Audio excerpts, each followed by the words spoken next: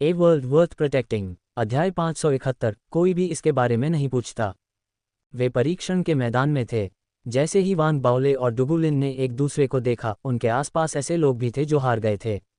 हालांकि जो चुदाव के पीछे से बेफिक्र होकर जाते समय की तुलना में बेसिन में लेटे हुए जू मिंग को कड़वाहट का एहसास हो रहा था और वह एक और लड़ाई लड़ने की हिम्मत न करने के लिए खुद पर हंस रहा था। अभी टेलीपोर्टेशन शुरू होने का समय भी था। परीक्षण के मैदान में सभी दिशाओं से जोरदार धमाका हुआ, शुरू में धीमा लेकिन जल्दी ही गड़गड़ाहट की तरह बहरा हो गया। ऐसा लग रहा था जैसे कोई विशालकाय व्यक्ति परीक्षण के मैदान में चिल्ला रहा हो। रात के आसमान में नक्शा पहली बार विकृत हो गया। जमीन कांप उठी और पहाड़ हिल गए। धमाकों की आवाज़ें लगातार तेज होती गईं, मानो आसमान और धरती पलटने वाले हों। टेलीपोर्टेशन की शक्ति शून्य से प्रकट हुई और कुछ ही सांसों के समय में परीक्षण के मैदान में पूरी तरह से प्रकट हो गई।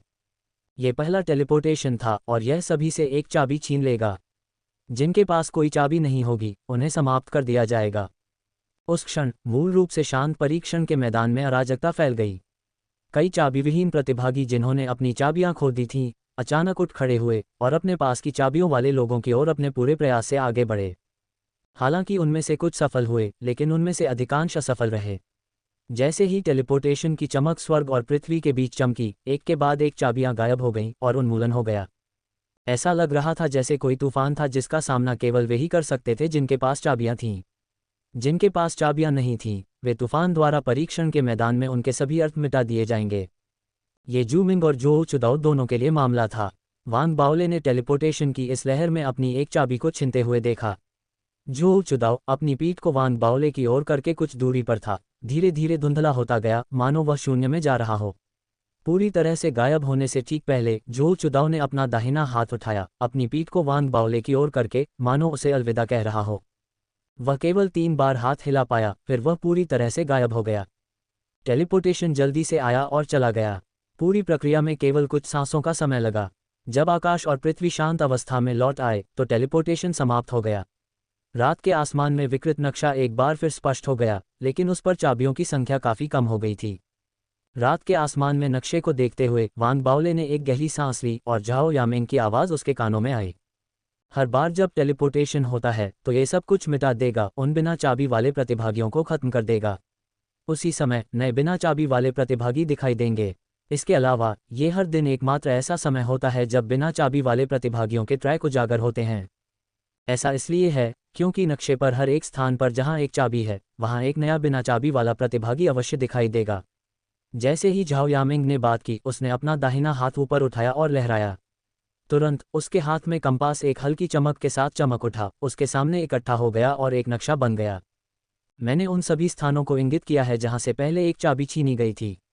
यहाँ ये स्थितियां बिना चाबी वाले प्रतिभागियों के स्थान हैं। इसके अनुसार हम बिना चाबी वाले प्रतिभागी के निर्देशांक का अनुमान लगा सकते हैं। झाओ यामिंग ने कंपास पर अपना बायां हाथ रखते हुए कहा। तुरंत प्रकाश किरण द्वारा बनाए गए नक्शे पर कई स्थान चमक उठे। झाओ यामिंग के अनुमान के अनुसार ये चमकते हुए धब्बे परीक्षण स्थल पर मौजूद बिना चाबी वाले प्रतिभागियों के निर्देशांक थे। अभी उनके आसपास ऐसे 3 धब्बे थे। हमें इसे कैसे संभालना चाहिए? झाओ यामिंग ने वान बाओले की ओर देखा, जाहिर तौर पर पूछ रहे थे कि उन्हें अपने आसपास के 3 बिंदुओं पर स्थित बिना चाबी वाले प्रतिभागियों के साथ क्या करना चाहिए। हमें उनकी परवाह नहीं करनी है। वान बाओले ने बोलते हुए ऐसा महसूस किया कि उसने कुछ नोटिस किया है। एक जगह पर नज़र डालने के बाद उसने अपना दाहिना हाथ उठाया और लहराया। तुरंत तिरंगा उड़ती तलवार उभरी और अन्य 2 स्थानों की ओर बढ़ गई। जैसे ही तिरंगा उड़ती तलवार शून्य में उड़ी, साधक 2 स्थानों से उछल पड़े। दोनों साधक बिना पीछे मुड़े ही तेजी से भाग निकले। हालांकि उनकी गति उड़ती तलवार के सामने कुछ भी नहीं थी। कुछ ही पलों के बाद दर्दनाक चीखें निकलीं और वे दोनों एक के बाद एक जमीन पर गिर पड़े। वान बाओले ने उन्हें नहीं मारा, बल्कि उन्हें आने वाले दिन के लिए दूर भागने की क्षमता खो दी, जिससे वे इस क्षेत्र तक सीमित हो गए। उसके बाद तिरंगा उड़ती तलवार वापस लौट आए। वान बाओले उस स्थान की ओर चला गया जहां तीसरा चमकता हुआ स्थान था। जब वह पास पहुंचा तो उसके भीतर कुछ हलचल हुई और एक व्यक्ति उभरा। वह व्यक्ति भागा नहीं, इसके बजाय वह वहां बैठा रहा और वान बाओले को देखते हुए कड़वाहट और अविश्वसनीय रूप से हंसता रहा। बाओले, तुम? उसके समान आकार के परिचित चेहरे को देखते हुए वान बाओले के चेहरे पर मुस्कान आ गई। वरिष्ठ भाई युन पियाओजी। वह व्यक्ति वास्तव में युन पियाओजी था। उसने वान बाओले और जो चुदाओ के बीच लड़ाई देखी थी। वह अब भी बहुत हैरान था क्योंकि वह अपने मन में वान बाओले की छवि को अपनी आंखों के सामने की छवि से जोड़ नहीं पा रहा था। वान बाओले की छवि इतनी शक्तिशाली थी कि यह उसकी अपेक्षाओं से पूरी तरह से बढ़कर थी। इससे उसे वान बाओले से कुछ दूरी महसूस हुई। मैंने यहाँ के सभी बिना चाबी वाले प्रतिभागियों को हटा दिया है। इस क्षेत्र से जाने के बाद सावधान रहना। वान बाओले समझ गया था कि युन पियाओजी क्या सोच रहा था और उसने सहज रूप से उसके द्वारा प्रकट की गई अपरिचितता को भी महसूस किया। इसलिए उसने कुछ पल चुप रहने के बाद ही बात की और फिर उसने झाओ यामिंग की ओर देखा। झाओ यामिंग वान बाओले के इरादे को समझ गई। उसने एक चाबी निकाली और उसे युन पियाओजी के सामने रख दिया। युन पियाओजी, फिर से संप्रदाय में मिलते हैं। अलविदा। वान बाओले ने युन पियाओजी की ओर अपनी मुट्ठियां बांधी और फिर झाओ यामिंग और कोंग दाओ के साथ चला गया। उसके चेहरे पर मुस्कान थी। जब वे चले गए तो कोंग दाओ ने वापस मुड़ने से पहले युन पियाओजी की ओर उत्सुकता से देखा। उसने स्वाभाविक रूप से समझ लिया कि वान बाओले के पास शुरू में 2 बिना चाबी वाले प्रतिभागियों से निपटने की कोई योजना नहीं थी और उसने ऐसा केवल युन पियाओजी के कारण किया था। ये कहा जा सकता है कि वान बाओले ने ऐसा युन पियाओजी को उसकी सुरक्षा सुनिश्चित करने के लिए एक चाबी देने के लिए किया था। इससे कोंग दाओ उत्सुक हो गया। आखिरकार वे संघ के शिष्य थे और कुछ समान अनुभव साझा करने के बावजूद उनके लिए दाओ पैलेस के शिष्यों के साथ गहरा रिश्ता बनाना मुश्किल था। वास्तव में ये सच था। भले ही युन पियाओजी वान बाओले के करीब थे, लेकिन ये ज़्यादातर वान बाओले की उदारता के साथ साथ स्पिरिट बोर्ड के लाभ के कारण था। यह एक तरफा रिश्ता था और मूल रूप से उनके बीच का ये रिश्ता बड़े तूफानों का सामना नहीं कर सकता था। इससे युन पियाओजी चुप हो गए और उन्होंने अपने सामने चाबी को देखा। थोड़ी देर बाद उन्होंने अपना सिर उठाया और वान बाओले और कंपनी के पीछे के दृश्य को देखा। वह चुपचाप खड़े हो गए और जोर से चिल्लाए, बाओले। वान बाओले ने बीच हवा में ही अपनी चाल रोक दी और युन पियाओजी को देखने के लिए मुड़े। डुगु लिन ने पहले जूमिंग के साथ लड़ाई की थी। तुम अपना ख्याल रखना। ये सुनकर वान बाओले ने अपने चेहरे पर मुस्कान के साथ हाथ हिलाने से पहले कुछ देर सोचा, फिर वह जाने के लिए मुड़ा। जब वह युन पियाओजी के सामने से गायब हो गया तो युन पियाओजी ने चाबी को देखने के लिए अपना सिर नीचे किया। उसकी आंखों में सम्मान की झलक दिखाई दी। उसका सम्मान वान बाओले द्वारा उसे चाबी दिए जाने के कारण नहीं हुआ। इसके बजाय यह इसलिए हुआ क्योंकि उसने उसके लिए विशेष रूप से 2 बिना चाबी वाले प्रतिभागियों से निपटा था। साथ ही उसे अचानक एहसास हुआ कि उसके और वान बाओले के बीच का अंतर केवल उनकी युद्ध क्षमताओं का नहीं था, बल्कि सबसे महत्वपूर्ण बात उनकी मानसिकता का था। उसे यहाँ चाबियों या नियमों की भी परवाह नहीं है। उसके और अन्य व्यक्तिगत शिष्यों के लिए ये महत्वपूर्ण नहीं है। उन्हें नियमों का पालन करने की आवश्यकता नहीं थी क्योंकि उनके अपने नियम हैं। यानी खुद के अलावा सभी प्रतियोगियों को खत्म करना। ये पर्याप्त है कि वे ही बचे रहें। युन पियाओजी ने चाबी को देखा और हर चीज़ के बारे में सोचने में कामयाब रहे। जब उसने अपना सिर उठाया तो उसने राहत की लंबी सांस ली और जोर से हंसा। इस कड़वी हंसी की जगह जल्द ही एक लापरवाह रवैये ने ले ली। उसने ऊपर देखा और चाबी उठाने के बजाय वह मुड़ा और दूसरी दिशा में चला गया। वह जानता था कि परीक्षण के मैदान में लगातार बने रहना व्यर्थ था। उसे बस ध्यान करने के लिए एक जगह ढूंढने की ज़रूरत थी और जब दूसरा टेलीपोर्टेशन हुआ तो वहां से निकल जाना था। यह अब हमारे जैसे आम लोगों के लिए कोई परीक्षा नहीं है। युन पियाओजी ने अपना सिर हिलाया और आगे आगे चलता गया। चाबी ज़मीन पर चमकती रही, लेकिन अब किसी को इसकी परवाह नहीं थी। थोड़ी दूर हवा में झाओ यामिंग को सबसे पहले एहसास हुआ कि तीनों में क्या हुआ था। उसने रात के आसमान के नक्शे को देखा जहां चाबी स्थिर खड़ी थी। हालांकि उसने सब कुछ प्रत्यक्ष रूप से नहीं देखा था, लेकिन वह अनुमान लगाने में कामयाब रही थी कि क्या हुआ था। इसके बारे में सोचने के बाद वह मुस्कुराए और वान बाओले की ओर देखा। बाओले, तुम्हारा वह दोस्त सरल नहीं है। वह जानता है कि अलग होने का सही समय क्या है।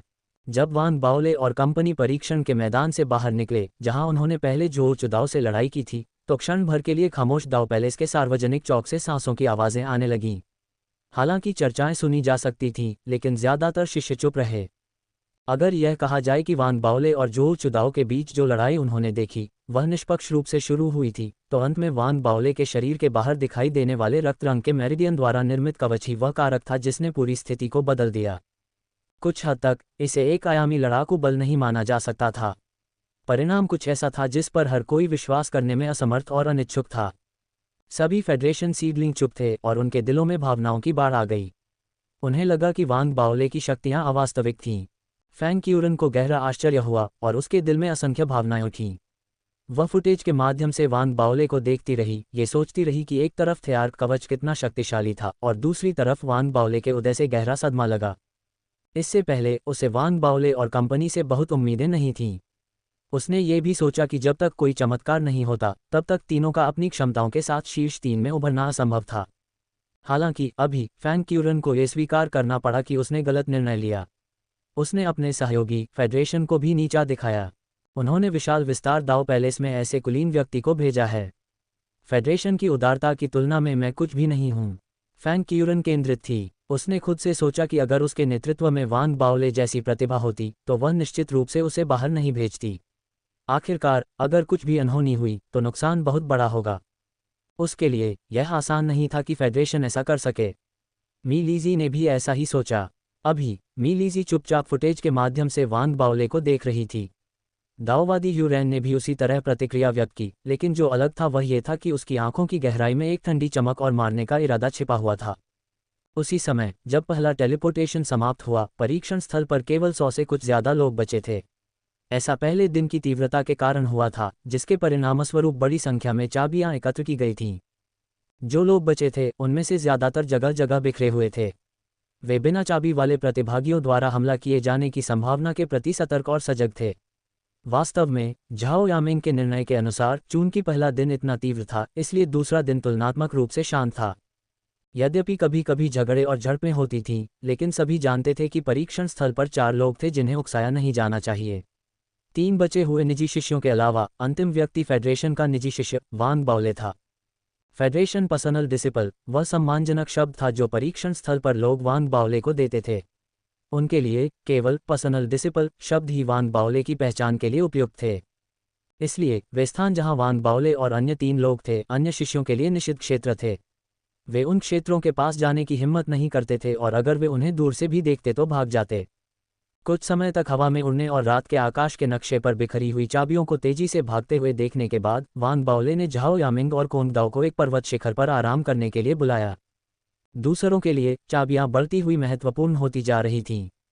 हालांकि वांग बाओले के लिए यह कोई मायने नहीं रखता था और कोई भी उससे इसे छीनने की हिम्मत नहीं करता था। वह बहुत स्पष्ट रूप से जानता था कि अभी उसके पास केवल 3 प्रतिद्वंद्वी बचे हैं।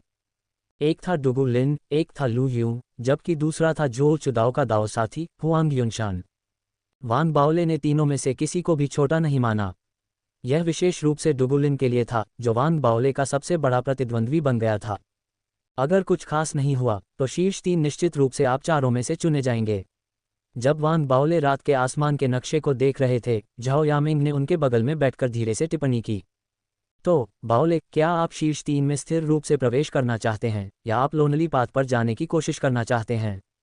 वांग बाओले को देखते ही झाओ यामिंग की आंखों में चमक आ गई। कोंगडाओ ने भी इसी तरह जवाब दिया और इसे आजमाने के लिए भी ललचाया। ऐसा इसलिए था क्योंकि एक बार वांग बाओले ने दूसरा विकल्प चुना तो उसे बहुत फायदा होगा। वांग बाओले ने इसके बारे में सोचा और अचानक हंस पड़े। मैं अभी भी सभी को खत्म करने के लिए लोनली पाथ पर जाना चाहता हूं, ताकि कोई नंबर 2 या नंबर 3 न हो, बल्कि केवल नंबर 1 हो। फिर जब परीक्षण समाप्त हो जाएगा तो हम में से प्रत्येक एक हाइसिंथस ट्री का पत्ता लेगा। चलो करते हैं, कोंगडाओ ने उत्साह से कहा। झाओ यामिंग ने अपना माथा रगड़ा। ऐसा लग रहा था जैसे उसे बहुत पहले से अंदाजा था कि वांग बाओले यही विकल्प चुनेंगे। वह शांत हो गई और जैसे ही उसने वांग बाओले के शब्द सुने, उसने यहाँ के नियमों के विवरण के बारे में सोचना बंद कर दिया।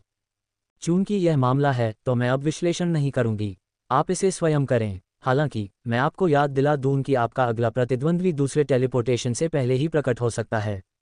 अगर मैंने गलत अनुमान नहीं लगाया तो ये जो चुदाओ के दाओ साथी हुआंग युनशान होना चाहिए। बदला लेने आ रहे हो? कोंगडाओ ने अपनी भौहें उठाईं। हमें एक चाबी देने आ रहे हो? कोंगडाओ, मुझे एहसास हुआ है कि तुम्हारी बुद्धिमत्ता हाल ही में कम हो गई है। झाओ यामिंग ने शांति से बात की। कोंगडाओ ने अपना मुंह टेढ़ा किया और कुछ नहीं बोला। उसने अपने दिल में चुपचाप सोचा कि जो कोई भी इन 2 अजीबोगरीब लोगों का अनुसरण करेगा उसे उनके सामने झुकना होगा। एक युद्ध शक्ति के मामले में अजेय था, दूसरा बुद्धि के मामले में अजेय। वह कुछ कहने के अलावा और क्या कर सकता था? अगर कोई और होता तो वे बहुत पहले ही अपना अस्तित्व खो चुके होते। कोंगडाओ को कितना अजीब लग रहा था ये देखकर वांग बाओले ने अपना गला साफ किया और लगभग सहज रूप से अपने नाश्ते को निकालने के बारे में सोचा। हालांकि एक तरफ केवल कुछ टुकड़े बचे थे और दूसरी तरफ उसे लगा कि यह स्थिति से मेल नहीं खाता। इसलिए उसने ऐसा करने का विरोध किया। इसके बजाय उसने अपनी ठोड़ी उठाई और उस गर्वपूर्ण रवैये को बनाए रखा जो उसने परीक्षण के मैदान में दिखाया था। झाओ यामिंग के निर्णय के अनुसार तीनों के आधे दिन आराम करने के बाद रात के आकाश के नक्शे पर 30 से अधिक कुंजियों वाला एक तारा तेजी से उनके पास आता हुआ दिखाई दिया। इसने परीक्षण स्थल के अंदर और बाहर सभी का ध्यान आकर्षित किया। स्वाभाविक रूप से वांग बाओले और तीनों ने भी इसे देखा, लेकिन वे बिना हिले डुले बस इंतजार करते रहे। 1 घंटे बाद जब तारा आश्चर्यजनक गति से तीनों के सामने आया तो आकर्षक हुआंग युनशान आग के गोले की तरह आ गई। वह बहुत तेज थी। पिछले पल वह अभी भी कुछ दूरी पर थी, लेकिन पलक झपकते ही वह तीनों से सिर्फ 1000 फीट दूर थी। जैसे ही वह पहाड़ की चोटी पर उतरी, उसने वांग बाओले की तरफ नहीं देखा, बल्कि सबसे पहले झाओ यामिंग की तरफ देखा। झाओ यामिंग ने मुस्कुराते हुए उसकी तरफ देखा। हुआंग युनशान भी मुस्कुराई, फिर वांग बाओले की तरफ देखने लगी, उसे आंकने लगी।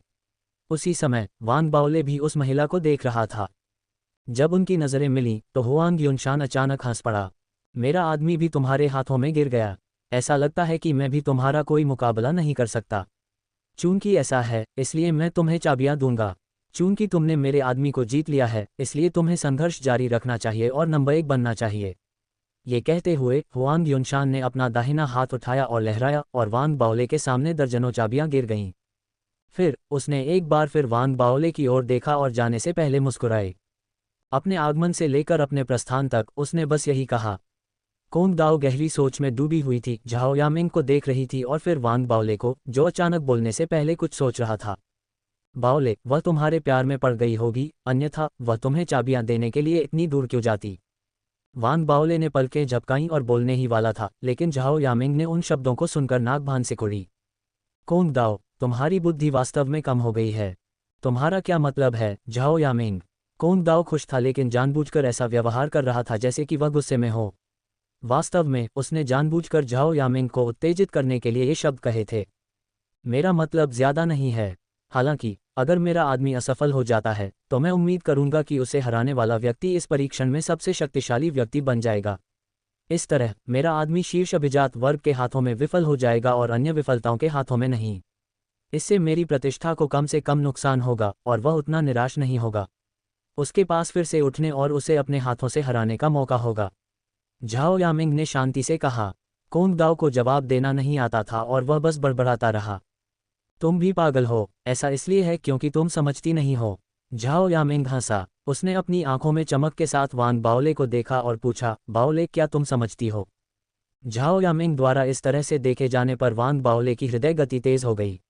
जैसे ही झाओ यामिंग बैठा, वह अपनी नज़रें उसकी ओर घुमाने से खुद को रोक नहीं सका। वांग बाओले बोलने ही वाले थे, लेकिन ठीक उसी समय रात के आकाश के नक्शे पर डुगुलिन का प्रतिनिधित्व करने वाला तारा अचानक चला गया। वह तेज था, जूमिंग की ओर बढ़ने से कहीं ज्यादा तेज। वह फैंग क्यूरान के अंतिम निजी शिष्य लुयू की ओर बढ़ रहा था। उन दोनों के बीच की दूरी बहुत ज्यादा नहीं थी। चूंकि वह इतनी तेज गति से आगे बढ़ रहा था, इसलिए बाहरी लोग भी देखकर हैरान रह गए। रास्ते में डुगुलिन के पास से गुजरने वाले लोग भी चौंक गए, क्योंकि उन्होंने अपने कानों से गड़गड़ाहट की आवाज़ सुनी और डुगुलिन की आकृति को आगे बढ़ते देखा। डुगुलिन एक बार फिर से लड़ रहा है। वांग बाओले ने रात के आकाश को देखने के लिए अपना सिर उठाया और झाओ यामिंग और कोंग दाओ ने भी अपना ध्यान उस ओर लगाया। रात के आकाश के नक्शे पर उन्होंने देखा कि लुयू का प्रतिनिधित्व करने वाली आकाशगंगा, जो शुरू में धीरे धीरे आगे बढ़ रही थी, अचानक रुक गई। ऐसा लग रहा था कि वह कुछ देर सोचने के बाद किसी निर्णय पर पहुंच गया था और फिर उसने अपनी दिशा बदली और डुगुलिन की ओर बढ़ गया।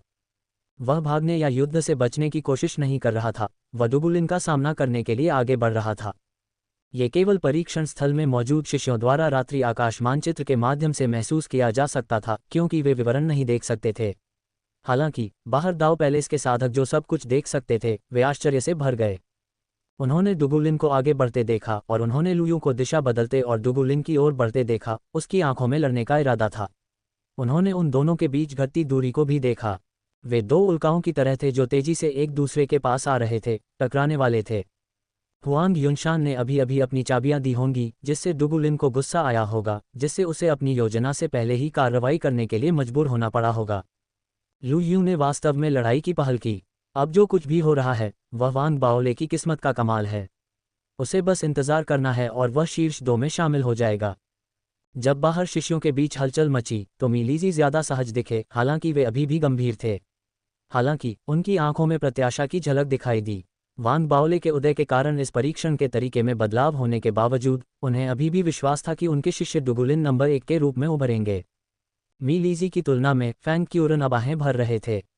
जू मिंग को पहले वापस टेलीपोर्ट किया गया था, लेकिन वह सार्वजनिक चौक पर नहीं रुके। जिस क्षण वे वापस लौटे वे तुरंत चले गए, जैसे कि खुद पर शर्मा रही हो।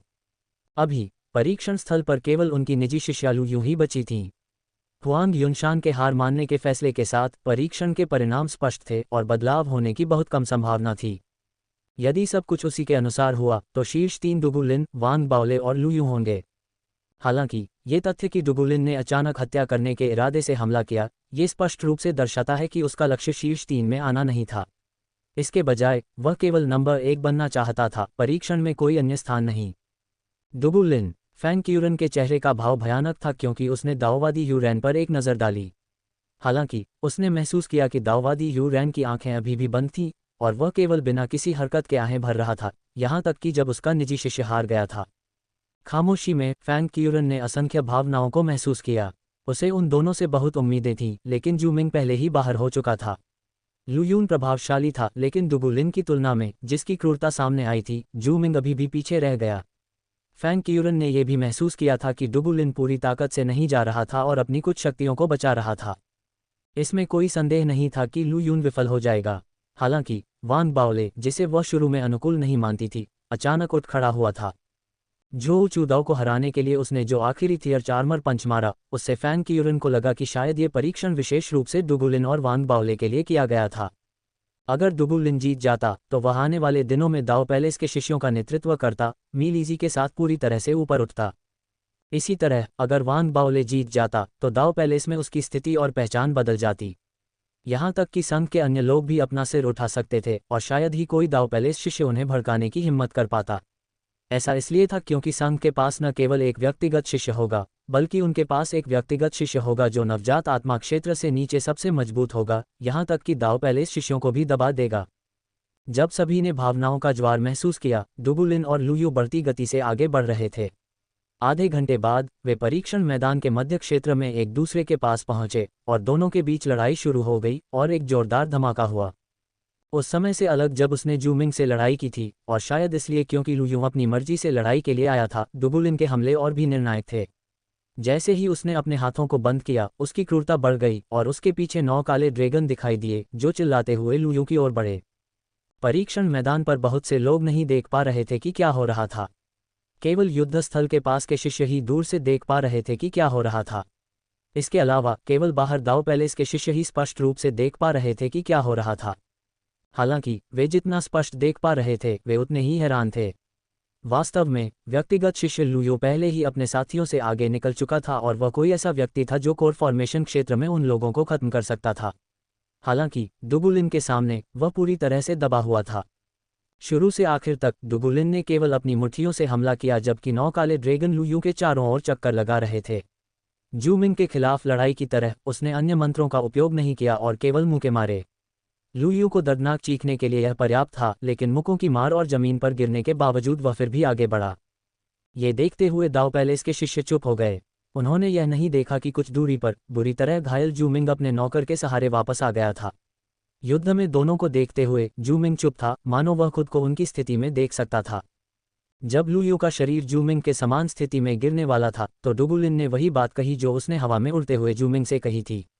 लू यू जोर से हंसा और युद्ध से नहीं बचा। इसके बजाय पागलपन के संकेत के साथ वह आगे बढ़ा।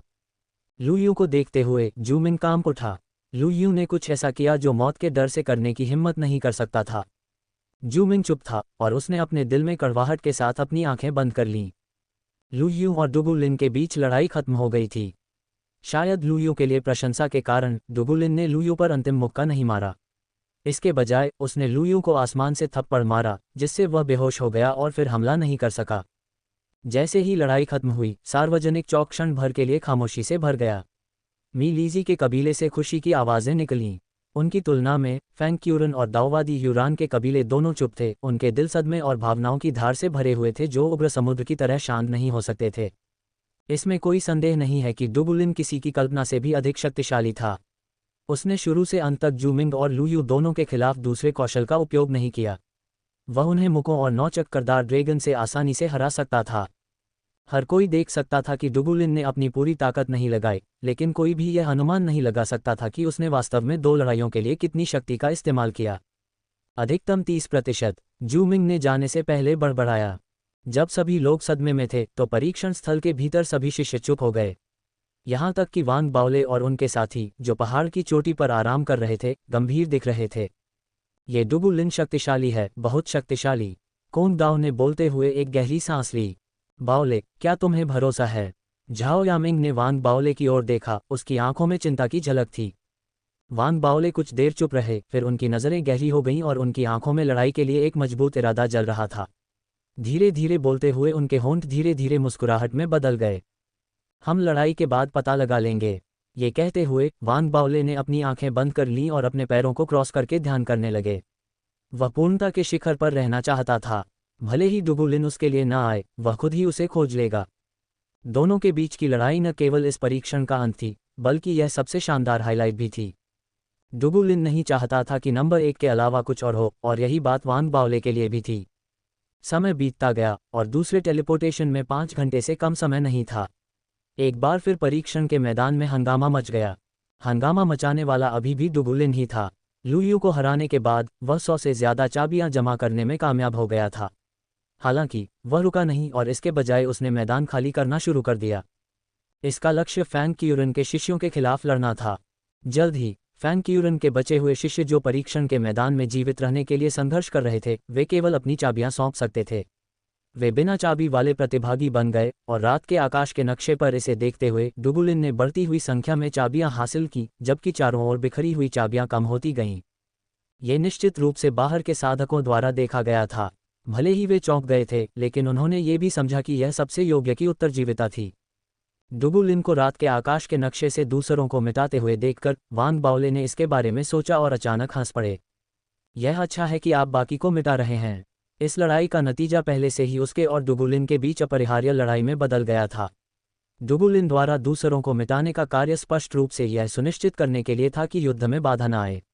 वान बाओले को लगा कि डुगुलिन द्वारा उठाया गया यह एक अच्छा कदम था और वह पहाड़ की चोटी पर खड़ा हो गया।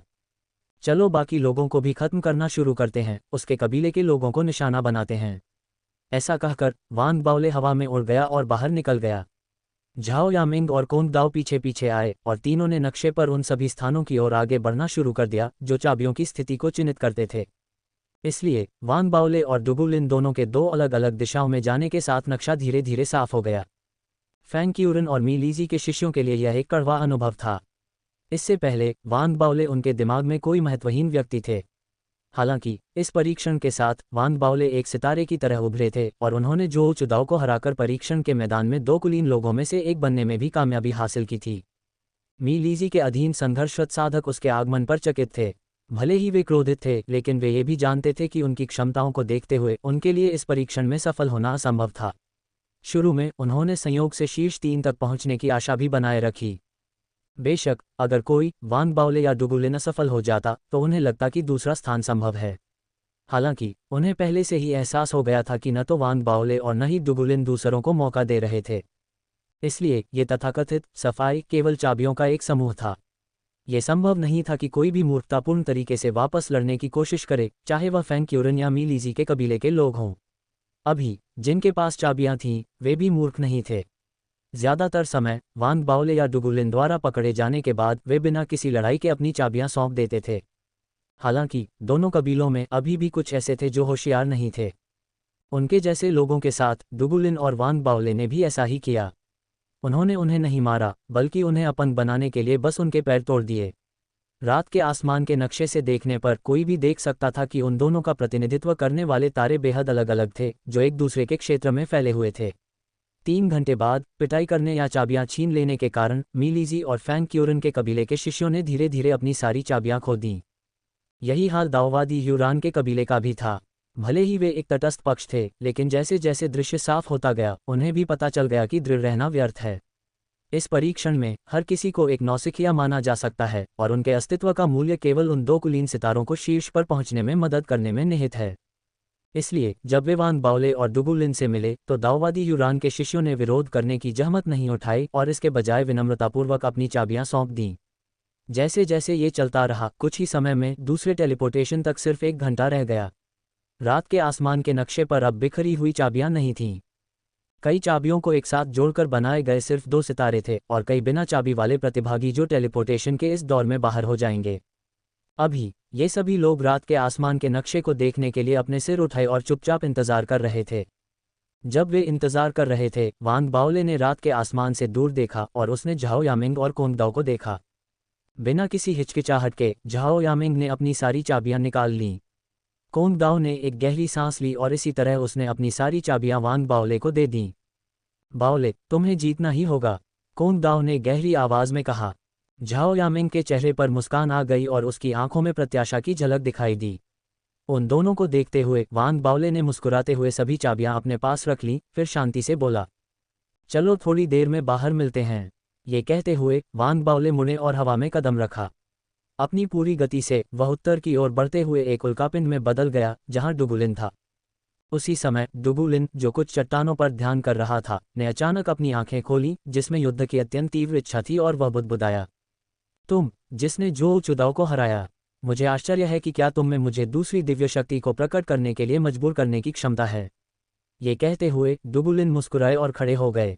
वह एक विशालकाय की तरह आगे बढ़ा, बिजली की गति से हवा में उड़ते हुए निकट आ रहे वांग बाओले की ओर बढ़ते हुए। वे दोनों, एक उत्तर से और एक दक्षिण से, इतनी तेजी से यात्रा कर रहे थे कि उनके बीच की दूरी तुरंत कम हो गई। उन दोनों के इस तीव्र कदम ने परीक्षण स्थल पर मौजूद सभी लोगों को बहुत हैरान कर दिया, जिन्होंने अपनी चाबियां खो दी थीं। उनके लिए, भले ही वे असफल होने के लिए किस्मत में थे, लेकिन ये तथ्य कि वे दाव पैलेस के कुलीनों के बीच लड़ाई देख सकते थे, उनकी विफलता को सार्थक बनाता है। यह विशेष रूप से इसलिए था क्योंकि प्रथम बनने की लड़ाई दाव पैलेस के एक स्थानीय और एक संघ साधक के बीच थी। भावनात्मक संबंधों के पहलू से वे स्वाभाविक रूप से उम्मीद करते थे कि डुगुलिन विजयी होंगे। हालांकि सभी ने वांग बाओले के उत्थान को भी पहचाना। ये कहा जा सकता है कि इन लोगों के दिलों में ये कहना मुश्किल था कि आखिरकार कौन जीतेगा। हालांकि बहुमत अभी भी उम्मीद कर रहा था कि डुगुलिन जीतेगा। उन भावनाओं के बीच और जैसे ही वांग बाओले और डुगुलिन एक दूसरे के करीब आए, परीक्षण स्थल पर मौजूद अन्य साधक भी तेज गति से आगे बढ़े। उनका लक्ष्य उन दोनों के बीच के क्षेत्र तक पहुंचना था। उनकी गति के साथ उस क्षेत्र का अनुमान लगाना मुश्किल काम नहीं था जहां वे संपर्क करेंगे। उसी समय जब वांग बाओले और डुगुलिन की लड़ाई ट्रायल ग्राउंड पर शुरू होने वाली थी और जैसे ही अन्य लोग इकट्ठे हुए, बाहर सार्वजनिक चौक चर्चा और हंगामे की आवाज़ों से भर गया। सभी ने अपना ध्यान आकाश की ओर केंद्रित किया, जहां बड़ी स्क्रीन पर वांग बाओले और डुगुलिन की आकर्षक आकृतियां थीं। वे दोनों इतनी तेज गति से एक दूसरे के करीब आ रहे थे कि लगातार गड़गड़ाहट हो रही थी। उनकी गति के परिणामस्वरूप खाली जगह में एक दरार बन गई। ऐसा लग रहा था जैसे उन दोनों के पीछे का आकाश फट रहा हो। जैसे जैसे वे आगे बढ़ते गए, उनकी ताकत भी बढ़ती गई। वे दोनों तैयार हो रहे हैं। डुगुलिन ने अपनी पिछली दोनों लड़ाइयों के लिए केवल एक ही मंत्र का इस्तेमाल किया था। इससे पता चलता है कि वह कितना दुर्जय है। जहां तक वांग बाओले की बात है, तो जो चुदाओ को हराने के लिए उसने जो रक्त रंग का कवच इस्तेमाल किया, वह भी आश्चर्यजनक है।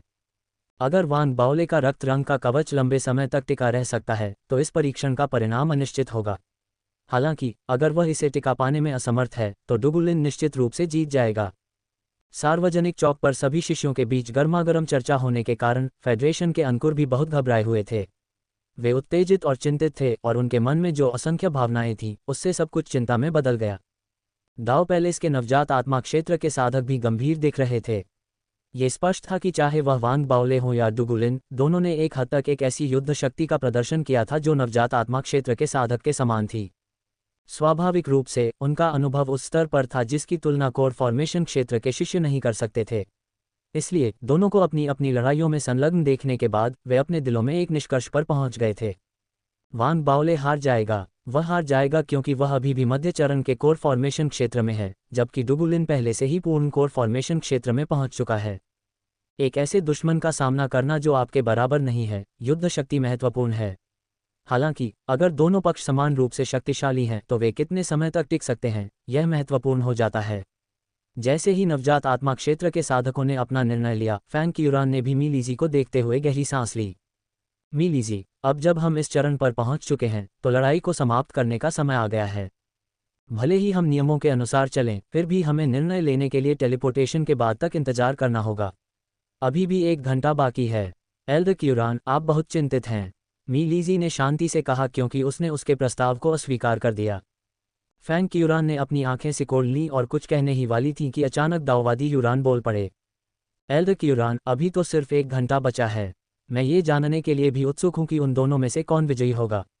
इसके अलावा अब लड़ाई को रोकना न केवल उन दोनों को स्वीकार नहीं होगा, बल्कि यह कुछ ऐसा भी है जिसका आसपास के शिष्य विरोध करेंगे। फैंग क्यूरान ने अपने आसपास के शिष्यों को देखा और उनकी आंखों में उत्सुकता और जुनून देखा।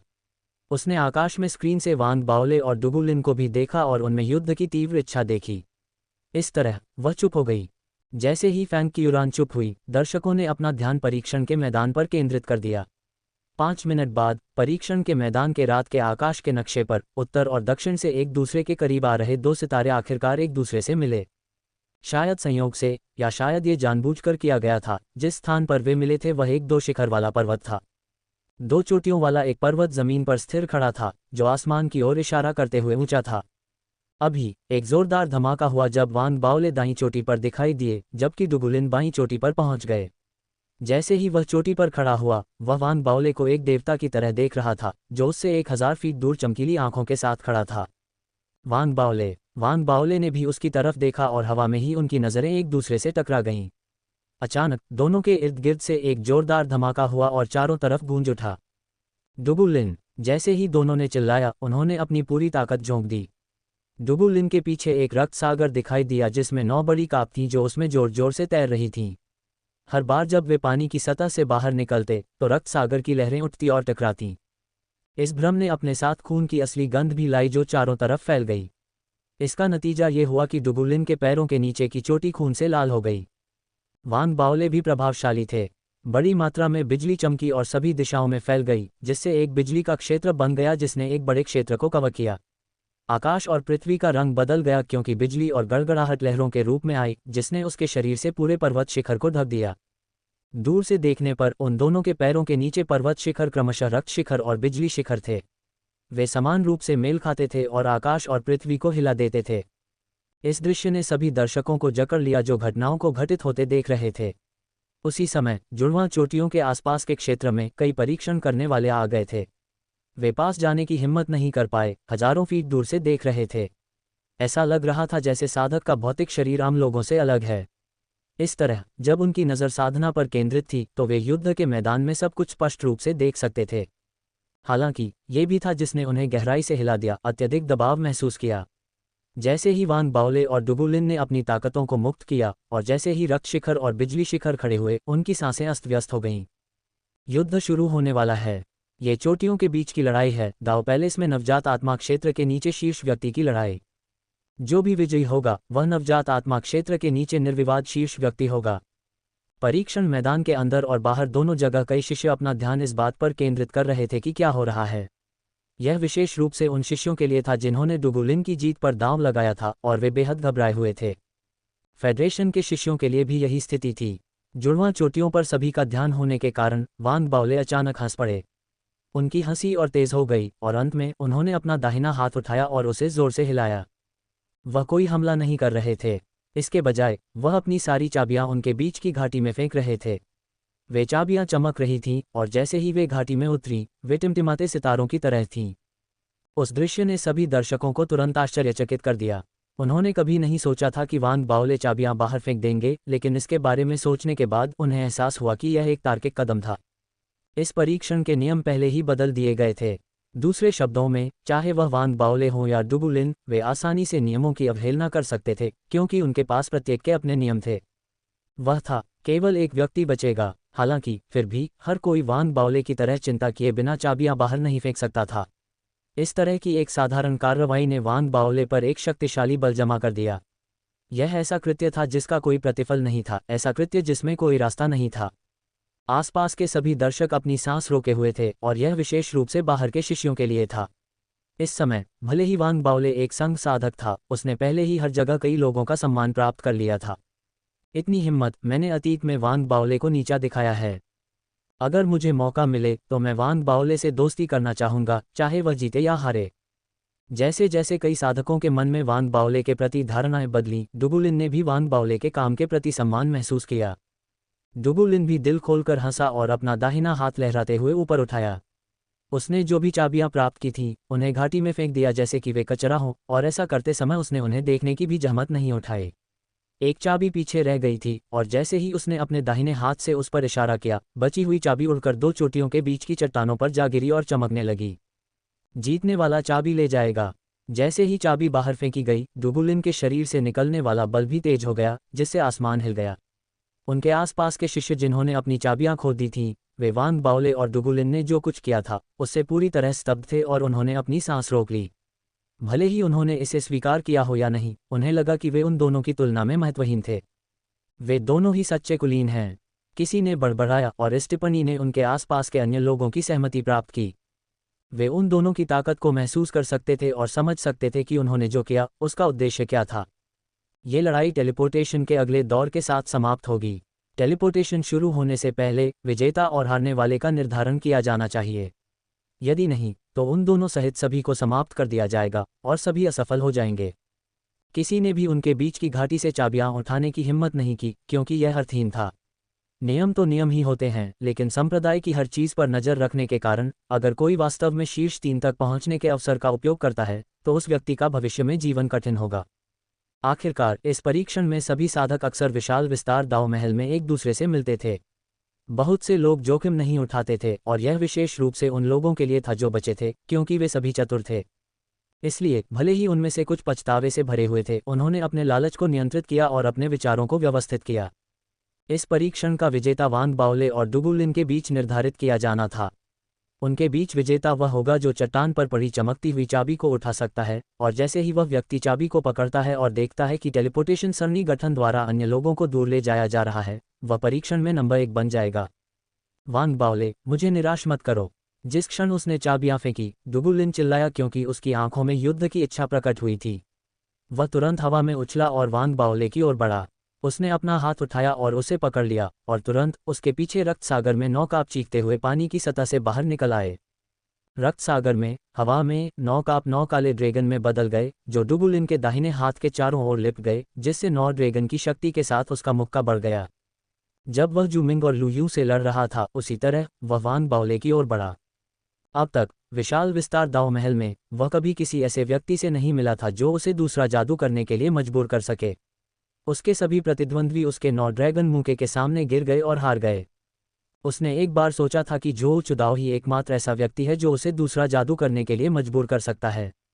हालांकि अभी ये प्रत्याशा वांग बाओले की ओर मुड़ गई थी। कुछ हद तक डुगुलिन को अब हयासिंथस ट्री के पत्ते की परवाह नहीं थी। उसे केवल एक दिल खोलकर युद्ध करने और इस युद्ध से मिली जीत का उपयोग अपनी शक्ति को संचित करने के लिए करने की परवाह थी। उस विचार, युद्ध की इच्छा और जीतने के दृढ़ संकल्प के साथ डुगुलिन की शक्ति उसके पीछे रक्त सागर में मंथन करते हुए मुक्त हो गई। वह बीच हवा में उछला और वांग बाओले पर मुक्का मारा। उस मुक्के ने आकाश और पृथ्वी को कंपन कर दिया, और इसने एक ब्लैक होल भी बनाया। इसने एक ऐसा बल पैदा किया जिसने आकाश को हिला दिया। 9 ड्रैगन चीख उठे, और एकता की शक्ति हर चीज में समाहित हो गई। एक अविनाशी भाले की तरह ये सीधे आगे की ओर घुस गया। जैसा आप चाहें। वांग बाओले की लड़ने की इच्छा उसकी आंखों में स्पष्ट थी। उसके लाइटनिंग डोमेन में सभी बिजली नाच उठी और मुक्त हो गई। उसकी आवाज में एक ऐसा स्तर था जो पहले जैसा नहीं था। ये निर्णायक था, और जैसे ही यह गूंजा, वांग बाओले बाहर निकल आया। अपने दाहिने हाथ को सहारे के लिए इस्तेमाल करते हुए उसके कूल्हे से बल उसके दाहिने हाथ में इकट्ठा हो गया। जिस क्षण वह उसके पास पहुंचा, उसकी साधना पूरी तरह से मुक्त हो गई। उसका लाइटनिंग कोर, डार्क कोर और हॉट कोर सभी सक्रिय हो गए, जिससे एक सामूहिक बल बना जो उसकी चेतना के साथ एकीकृत हो गया, जिससे उसकी शक्ति तीव्र हो गई क्योंकि उसने उसी तरह अपनी मुट्ठी पर मुक्का मारा। सुपरनोवा प्रतिध्वनि ने उसे 2 गुना बढ़ा दिया। उस मुक्के से आकाश और पृथ्वी हिल गए, हवा बाधित हो गई और बादल और आकाश फट गए। एक ब्लैक होल जैसा अस्तित्व बलपूर्वक अलग हो रहा था, जिससे वह एक स्थिर अविनाशी भाले की तरह दिखाई दे रहा था। उसकी मुट्ठी वह नुकीली नोक थी जो डुगुलिन की ओर जोर से चुभ रही थी। चोटियों पर उन दोनों के बीच की दूरी मात्र 1000 फीट थी। जैसे ही वे आगे बढ़े, ऐसा लगा जैसे 2 बेहद तीखे भाले, जो पहले कभी नहीं देखे गए थे, एक दूसरे से टकरा गए हैं। आकाश और धरती हिल गए और चारों ओर कंपन भर गया। ये रक्त सागर और बिजली के क्षेत्र के बीच संपर्क था। ये रक्त शिखर और बिजली पर्वत के बीच टकराव था। ये था दाव महल के शिष्यों में प्रथम बनने के लिए अंतिम लड़ाई। पहले कभी नहीं देखा गया विस्मय और विस्मय। यही वह विचार था जो जुड़वां चोटियों के आसपास खड़े परीक्षणकर्ताओं के दिमाग में घूम रहा था। उनकी भावनाओं पर वान बाओले और डुगुलिन द्वारा रूपांतरित किए गए दो भालों का बहुत अधिक प्रभाव था। विस्मय और कुछ नहीं, अभी उनके विचारों में भरा हुआ था। अगले ही पल एक बहरा करने वाली आवाज़ सुनाई दी जो हवा में गूंज उठी जब वान बाओले और डुगुलिन टकराए, और जैसे ही नौ ड्रैगन पंच और सुपरनोवा ने संपर्क किया, नौ ड्रैगन अलग हो गए और सुपरनोवा तबाह हो गया। उन दोनों द्वारा अपनी शक्ति और साधना को पूरी तरह से मुक्त करने के परिणामस्वरूप एक ब्लैक होल जैसा अस्तित्व दिखाई दिया जो विपरीत दिशा में ओवरलैप और विस्फोट हो रहा था। उन दोनों के बीच एक अवर्णनीय शक्तिशाली प्रभाव तेजी से फैल गया। प्रसार के दौरान उत्पन्न होने वाली तरंगों ने भी एक आश्चर्यजनक शक्ति का उपयोग किया। यदि अन्य कोर फॉर्मेशन क्षेत्र के साधक उन दोनों के बीच जाते तो वे निश्चित रूप से तरंगों द्वारा मारे जाते।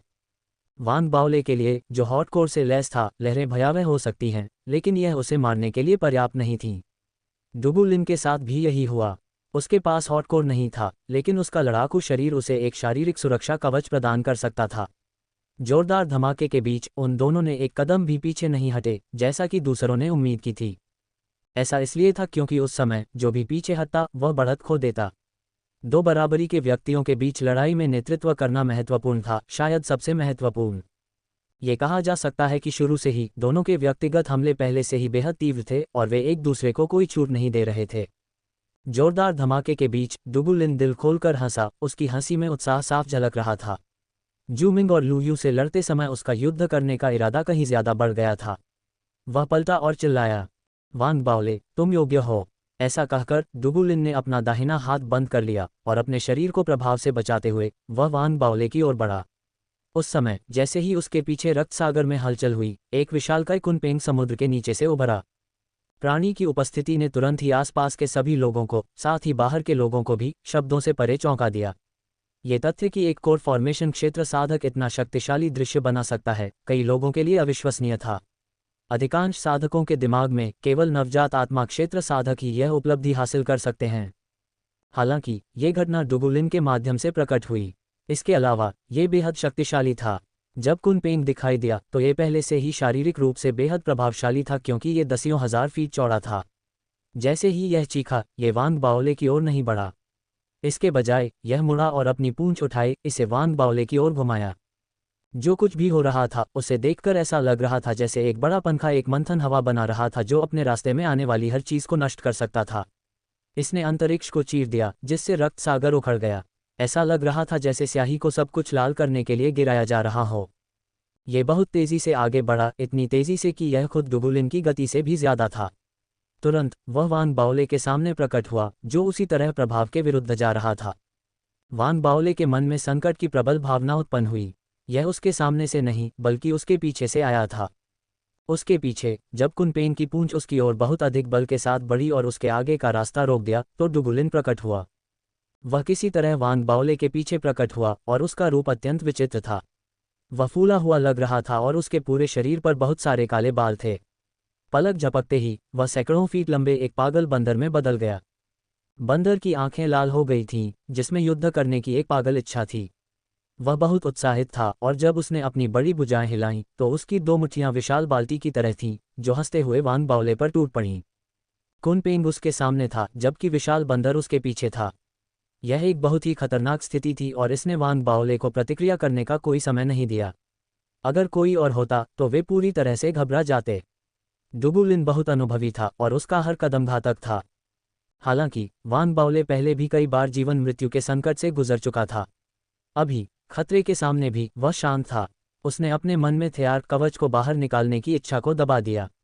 ऐसा नहीं था कि इसे बाहर नहीं निकालना चाहिए था, लेकिन अगर वह इसे अप्रतिरोध के रूप में इस्तेमाल करता तो यह निश्चित रूप से अप्रत्याशित कदम उठाने जितना अच्छा नहीं लगता। इसलिए वान बाओले की आंखों में चमक आ गई और उसने बिना किसी हिचकिचाहट के अपने हाथ बंद कर लिए। तुरंत एक रिबन दिखाई दिया जो उसके चारों ओर घूमता हुआ दिखाई दिया, जबकि तिरंगे वाली उड़ती हुई तलवार भी दिखाई दी जो कुनपेंग पर सीधे आगे की ओर चमकती हुई चमक रही थी। जहां तक वान बाओले का सवाल है, उसने डुगुलिन के रूप में परिवर्तित हुए विशालकाय वानर का स्वागत करने के लिए एक मुक्का मारा। संकट की शुरुआत से लेकर हमलों का सामना करने तक सब कुछ बहुत ही कम समय में हुआ। तुरंत एक जोरदार धमाका हुआ। रिबन जो 8वीं कक्षा के धार्मिक आयुध के समान था, उसमें एक अनूठी सुरक्षात्मक विशेषता थी। साथ ही तिरंगा उड़ने वाली तलवार जो 9वीं कक्षा के धार्मिक आयुध की तरह थी, बेहद शक्तिशाली थी। दो धार्मिक आयुधों का एक साथ उपयोग करने से उनकी व्यक्तिगत शक्तियां बढ़ गईं, जैसे कि कुनपेन की पूंछ जो तेजी से आ रही थी, लड़खड़ा रही थी। वान बाओले ने पीछे मुड़ने के बाद जो मुक्का मारा, वह भी बिना किसी हिचकिचाहट के था। अपनी सारी साधना सक्रिय होने के साथ वह अपने शरीर की सामूहिक शक्ति से विशालकाय वानर से टकराया। एक जोरदार धमाका हुआ। वान बाओले के रक्त क्यू ने उसके पूरे शरीर में हलचल मचा दी। वह जानता था कि इस लड़ाई में वह थोड़ा नुकसान में था। इस तरह उसकी आंखों में एक चमक उठी और वह पीछे हटने और स्थिति से बाहर निकलने के लिए बल का लाभ उठाने वाला था, फिर से हमला करने के लिए उसमें प्रवेश करने से पहले। हालांकि दुगुलिन ने उसे ऐसा करने का मौका नहीं दिया, क्योंकि वह दिल खोलकर हंसा। ऐसा लगता है कि मैंने तुम्हें जो दबाव दिया है वह अभी भी तुम्हारे लिए अपना तुरुप का पत्ता खोलने के लिए पर्याप्त नहीं है। ठीक है, मैं दबाव और बढ़ा दूंगा। बोलते बोलते दुगुलिन ने अपना मुंह खोला और 3 मोती थूक दिए। 3 मोती हरे रंग के थे, जिनमें एक धुंधली आकृति बंद थी। ये बेहद विचित्र लग रहा था और मोतियों से एक ऐसा कंपन निकल रहा था जिसने वान बाओले के दिल को दहला दिया। उसे पूरी तरह से पहचानने का समय भी नहीं मिला कि वे क्या थे जब दुगुलिन अचानक चिल्लाया, टूट जाओ। तुरंत तीनों मोतियों के टूटने से विस्फोट की आवाजें उत्पन्न हुईं और 3 समान दुगुलिन उभरे। उनमें से हर एक में एक प्रभावशाली आभा थी और जब वे प्रकट हुए तो वे कुनपेन के साथ 5 अलग अलग दिशाओं से वान बाओले की ओर बढ़े और एक दुर्जेय बल को मुक्त किया। संकट की भावना उससे कहीं अधिक थी जो उसने पहले अनुभव की थी। इस लड़ाई के माध्यम से यह स्पष्ट था कि दुगुलिन बेहद शक्तिशाली था। भले ही वान बाओले मानसिक रूप से इसके लिए तैयार थे, फिर भी वे गहराई से हिल गए थे। ये कहा जा सकता है कि अगर जोऊ चुदाओ ने वान बाओले की जगह ली होती तो वह निश्चित रूप से दुगुलिन के लगातार हमलों के तहत पराजित होता। एक योग्य प्रतिद्वंद्वी। वान बाओले ने अपनी आंखें सिकोड़ लीं। उसने महसूस किया कि अगर 3 मोतियों को अलग नहीं किया जाता तो उन्हें कई बार फिर से इस्तेमाल किया जा सकता था। हालांकि उनका बल अभी जितना शक्तिशाली नहीं होगा जब वे टूट गए होंगे। इसने उसे दुगुलिन की निर्णायकता के प्रति सतर्क कर दिया, क्योंकि उसने पहचान लिया कि उसके सामने वाला व्यक्ति केवल जीतने की परवाह करता था, न कि उसके पास मौजूद वस्तुओं की। उस विचार के साथ वान बाओले की आंखों में क्रूरता का भाव दिखाई दिया। अब उसे नुकसान होने की चिंता नहीं थी। जैसे ही उसने अपने हाथ बंद किए, उसने रिबन की ओर इशारा किया और चिल्लाया, विस्फोट। तुरंत रिबन फट गया। यह 8वीं कक्षा का धार्मिक आयुध नहीं था जिसमें एक बार इस्तेमाल होने की विशेषता थी। इसके बजाय यह एक अलौकिक सभ्यता का खजाना था। अभी जैसे ही यह फटा, इसने तुरंत एक तूफान का रूप ले लिया जिसमें वान बाओले केंद्र में थे और इसने अपने आसपास के इलाकों को झकझोर दिया। तिरंगे की उड़ती तलवार ने भी एक तीखी आवाज की जब ये दुगुलिन के 3 अवतारों की ओर बढ़ी। यह अंत नहीं था। वान बाओले ने जल्दी से 5 एक बार इस्तेमाल होने वाले 8वीं कक्षा के धार्मिक आयुध निकाले और उन्हें विस्फोट कर दिया। परिणामस्वरूप जो तूफान आया वह और भी अधिक शक्तिशाली बल के साथ आकाश की ओर बढ़ा और इसने आसपास के इलाकों को झकझोर दिया। जब तूफान इतनी भयानक शक्ति के साथ हिंसक रूप से बह रहा था तो दुगुलिन जिस विशालकाय बंदर में बदल गया था वह कांप उठा। यहाँ तक कि वह वान बाओले की निर्णायकता पर आश्चर्यचकित था। वह रिबन से आभा को महसूस कर सकता था और यह कोई बड़ी बात नहीं होती अगर उसके धार्मिक हथियारों में से केवल एक ही फट जाता। इसके बजाय अभी वान बाओले ने 5 ऐसे खजाने विस्फोट किए और इस निर्णायकता ने पहली बार दुगुलिन को आश्चर्यचकित कर दिया। वह 5 धार्मिक हथियारों के विस्फोट से उत्पन्न बल के साथ आमने सामने जाने की हिम्मत नहीं कर सका और वह केवल पीछे हट सकता था। विस्फोट होते ही उसके 3 अवतार भी पीछे हट गए और तिरंगे वाली उड़ती तलवार उन पर केंद्रित हो गई। दुगुलिन के हमलों में एक कमजोरी उजागर हुई। सबसे स्पष्ट कमजोरी दुगुलिन और उनके अवतारों द्वारा पीछे हटने के दौरान बनाई गई खाई थी। हालांकि वान बाओले ने उस क्षेत्र पर हमला करने का विकल्प नहीं चुना। इसके बजाय जैसे ही तूफान आया वह पीछे हट गया और कुनपेन की पूंछ पर उतर गया। कुनपेन से गुजरते समय उसके मुंह से खून निकला, साथ ही दुगुलिन और उसके अवतारों के पीछे हटने के कारण जो खाई बनी थी वह भी खून से लथपथ हो गई। अप्रत्याशित रूप से उसने एक सिक्का उस छेद में फेंक दिया। इससे दुगुलिन की आंखें सिकुड़ गईं और उत्साह का भाव स्पष्ट रूप से देखा जा सकता था। जैसे ही उसने अपने हाथ हिलाए, उस छेद से एक लगभग अदृश्य धागा निकला जो उसके और उसके अवतारों के पीछे हटने पर बना था। ये तुरंत तांबे के सिक्के के चारों ओर लपेट गया और तांबे का सिक्का चाहे जितना भी संघर्ष करे मुक्त नहीं हो सका। वान बाओले, तुमने मेरी दिलचस्पी जगा दी है। जैसे ही दुगुलिन हंसा, वह मुड़ा और वान बाओले की ओर बढ़ा। तुमने जो अभी कहा उससे गलतफहमी पैदा हो सकती है, तुम्हें पता है। जैसे ही दुगुलिन उसकी ओर बढ़ा, वान बाओले अचानक हंस पड़ा। उसके होठों से ताज़ा खून बह रहा था, जिससे उसकी मुस्कान अवर्णनीय रूप से दुष्ट लग रही थी। उसने अपना दाहिना हाथ उठाया और धागे से बंधे तांबे के सिक्के की ओर इशारा किया। जैसे ही उसने अपनी उंगली से इशारा किया, साधारण दिखने वाला तांबे का सिक्का अचानक कंपन करने लगा। उसमें से अनगिनत रून निकले, जो रूनों का फव्वारा बन गया। इस प्रभाव के तहत उसके चारों ओर लपेटा हुआ धागा टूट गया और डुगुलिन की ओर बढ़ा, क्योंकि रून लगातार निकल रहे थे। एक आभा जो एक नवजात आत्मा क्षेत्र के साधक की थी, तांबे के सिक्के के रूनों के भीतर से तुरंत उभरी, जो डुगुलिन पर उतरते ही एक दमनकारी बल का निर्माण कर रही थी। दूर से अनगिनत रून थे और वे इतने घने थे कि वे हवा में अपने आप ही एक बड़ा तांबे का सिक्का बन गए। इस दृश्य ने सभी को आश्चर्यचकित कर दिया और बाहर बैठे दर्शक चौंक गए। ये खास तौर पर मीलीजी के लिए था, जिसकी आंखें काफी चौड़ी हो गई थीं। एक रूनिक सैनिक। जब सभी लोग आश्चर्य में डूबे हुए थे तो वांग बाओले की आंखों में चमक आ गई और वह चिल्लाया, पहाड़ की आत्माएं, गरजने वाले देवता, इन भूतों को मार डालो, इन आत्माओं को घुटनों पर लाओ, इन राक्षसों को नष्ट करो और सभी बुराइयों को भगाओ, शाश्वत और दिव्य की रक्षा करो। जिस क्षण उसने ये शब्द कहे, रूनों से बने बड़े तांबे के सिक्के के भीतर से बिजली की आश्चर्यजनक चमक पैदा हुई। जैसे ही बिजली नीचे गिरी और डुगुलिन पर गिरी, डुगुलिन चौंक गया। उसने अपना हाथ हिलाया और मुक्का मारा, जिससे कई बिजली के बोल्ट टूट गए, जबकि और भी बिजली के बोल्ट नीचे गिरते रहे। रून से बना बड़ा तांबे का सिक्का भी नीचे गिरने लगा, जिससे डुगुलिन फंस गया और उसके नीचे दब गया। यह अंत नहीं था। वांग बाओले ने अपने हाथ बंद कर लिए और तांबे के सिक्के की ओर इशारा करते हुए फिर से चिल्लाया, आगे बिजली और पीछे 8 त्रिग्राम के साथ मुहर। जैसे ही उसने ये कहा, रून तांबे के सिक्के पर 8 त्रिग्राम के निशान दिखाई दिए। डुगुलिन के चारों ओर गिरते ही एक तेज आवाज हुई। अभी उसे दबाने की गति बढ़ गई और असंख्य बिजली के बोल्टों की बारिश के साथ ऐसा लग रहा था कि डुगुलिन पूरी तरह से दबने वाला था। हालांकि ठीक उसी समय डुगुलिन की आंखों में एक अजीब सी चमक दिखाई दी। वांग बाओले की आंखों में गहराई से देखने के बाद उसने अपना हाथ उठाया और उसमें एक फूल देखा जा सकता था। वह 5 रंगों का फूल था, जिसकी 5 अलग अलग रंगों की पंखुड़ियां थीं। जब फूल दिखाई दिया तो उसमें से 9वीं कक्षा के धार्मिक आयुध के शिखर जैसी आभा निकली। जब वांग बाओले ने इसे महसूस किया तो वह आश्चर्य से भर गया, क्योंकि डुगुलिन की आवाज़ गूंज उठी, तुमने मुझे ये खजाना दिखाने के लिए मजबूर किया। वांग बाओले, अगर इस लड़ाई में तुम्हारे पास कोई और हमला करने का तरीका नहीं है तो यह अंत है। इसके साथ ही अपने आसपास के 8 त्रिग्राम, अपने सिर के ऊपर तांबे के सिक्के या अपने आसपास की बिजली की चमक को देखे बिना डुगुलिन ने अपना हाथ उठाया और 5 रंगों वाले फूल की नीली पंखुड़ी को तोड़ दिया। जब उसने अपना हाथ छोड़ा तो नीली पंखुड़ी हवा में नाचने लगी। जैसे ही यह हवा में नाच रही थी, ऐसा लग रहा था कि इसके आसपास की हर चीज जम गई है। चुपचाप 8 त्रिग्राम पर बड़ी मात्रा में नीले रंग के बुलबुले दिखाई दिए।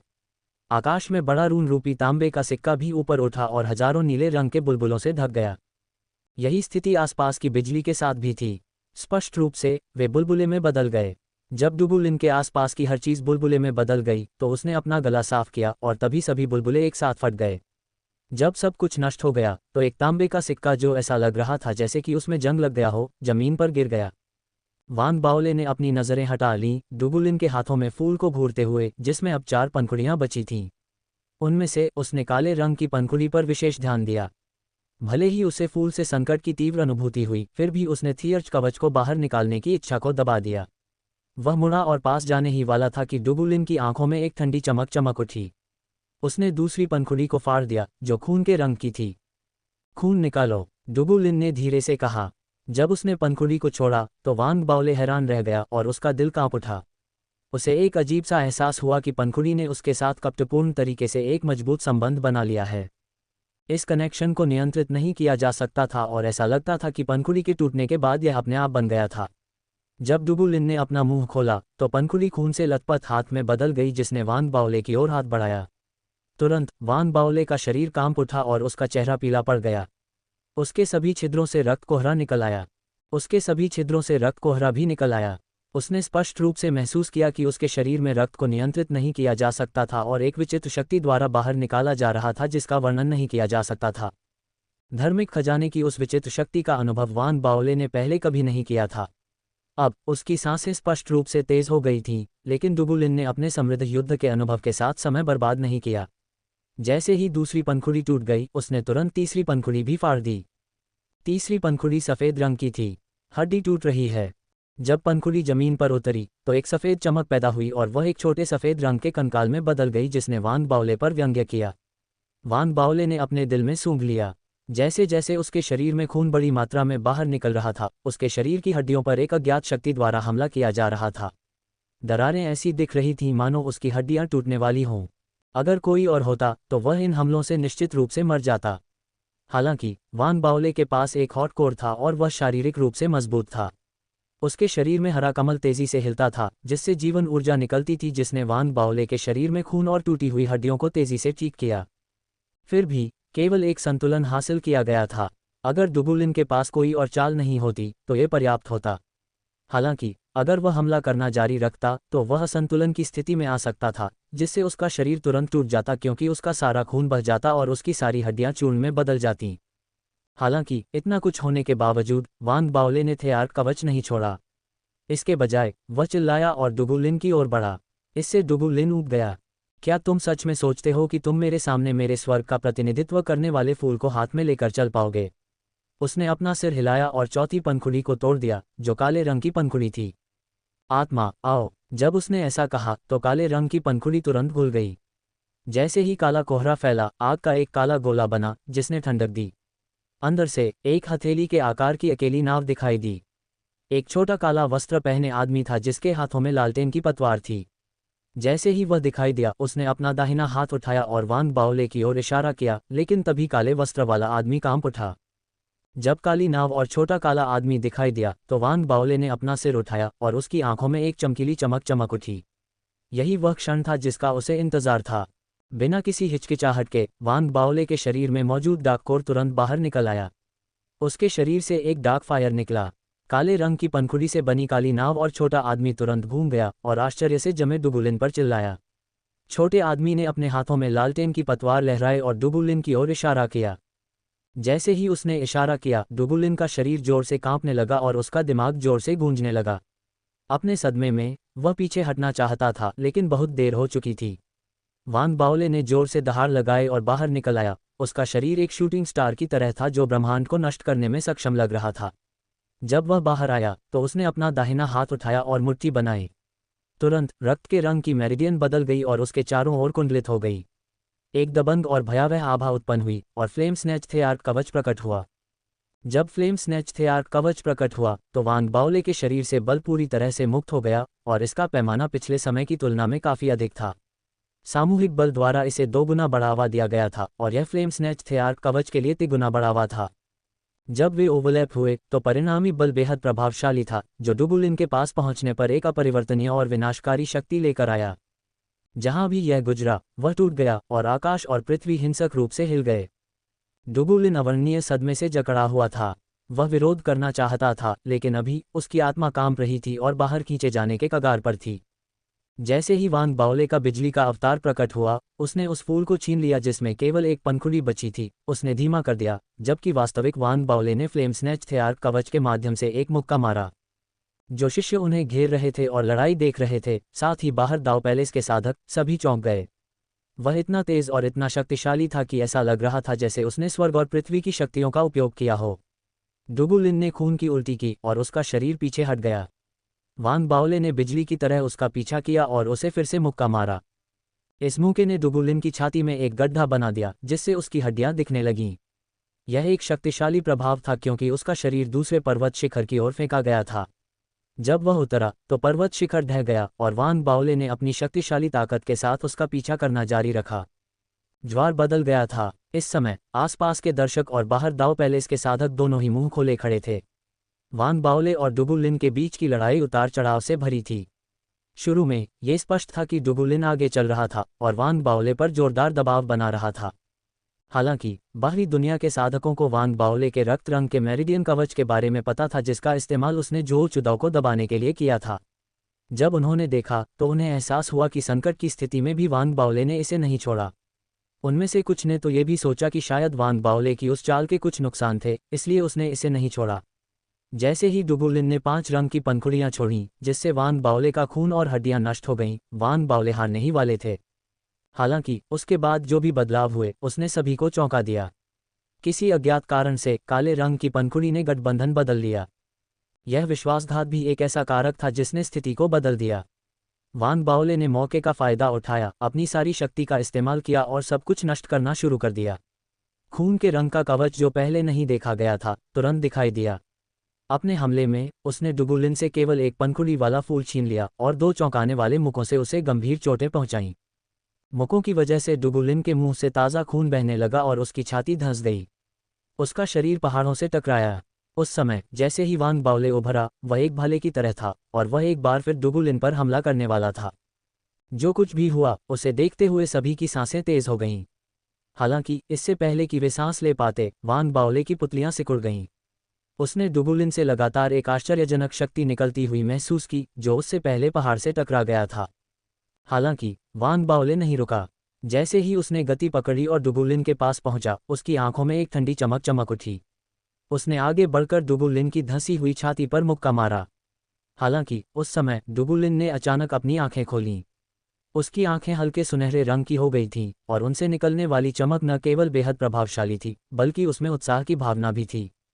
पहली मुहर खोलो। जैसे ही उसने कहा, डुगुलिन के शरीर से एक प्रभावशाली शक्ति निकल पड़ी। डुगुलिन ने दिल खोलकर हंसते हुए अपना दाहिना हाथ उठाया, जहां से एक समान सुनहरी चमक फैल गई। उसने तेजी से आगे बढ़ रहे वांग बाओले पर मुक्का मारा। एक जोरदार धमाका तुरंत गूंज उठा। वांग बाओले ने सूंघते हुए हजारों फीट पीछे हट गए, क्योंकि उनका शरीर हिल रहा था। जैसे ही फ्लेम स्नैच थेआर्क आर्मर से एक चमकदार रक्त रंग की चमक निकली, वह एक बार फिर डुगुलिन की ओर बढ़ा, जो पहाड़ों से छलांग लगा चुका था, और उस पर फिर से हमला किया। उस समय दोनों हवा में मुकों से एक दूसरे पर हमला कर रहे थे। वे आसमान से गिरे, पहाड़ की चोटियों से टकराए और फिर उसी समय उछलकर रात के आसमान के नक्शे के नीचे लड़ाई जारी रखी। 1 घंटे के छोटे से अंतराल में जमीन टूट गई थी, पहाड़ टूट गए थे और केवल जुड़वां चोटी वाला पहाड़ स्थिर खड़ा था, क्योंकि दोनों ने जानबूझकर इसे टाल दिया था। उन 5 मिनटों में वांग बाओले और डुगुलिन दोनों भूल गए थे कि उन्होंने कितने मुक्के मारे थे। उन्होंने अपनी पूरी क्षमता से लड़ाई लड़ी थी और दोनों की सांसें तेज चल रही थीं। हालांकि युद्ध की इच्छा उनकी आंखों में पागलपन की तरह जलती रही। अगर कोई विजेता नहीं निकलता तो ये बुझती नहीं। फिर से तेज धमाके के बीच वांग बाओले फिर से हंसे और अपने मुंह के कोने पर लगे खून को चाटा। वह एक बार फिर डुगुलिन के पास गया, जिसने फिर भौहें सिकोड़ लीं। हालांकि उसने अब तक लड़ाई का आनंद लिया था, लेकिन वह बार बार आश्चर्यचकित भी हो रहा था। वास्तव में पहली सील खोलने के बाद उसकी युद्ध क्षमताएं काफ़ी बढ़ गई थीं। हालांकि पिछले 5 मिनट से लगातार हमलों के बाद उसे लगने लगा कि उसका शरीर युद्ध में हो रहे परिवर्तनों के साथ तालमेल नहीं बिठा पा रहा है।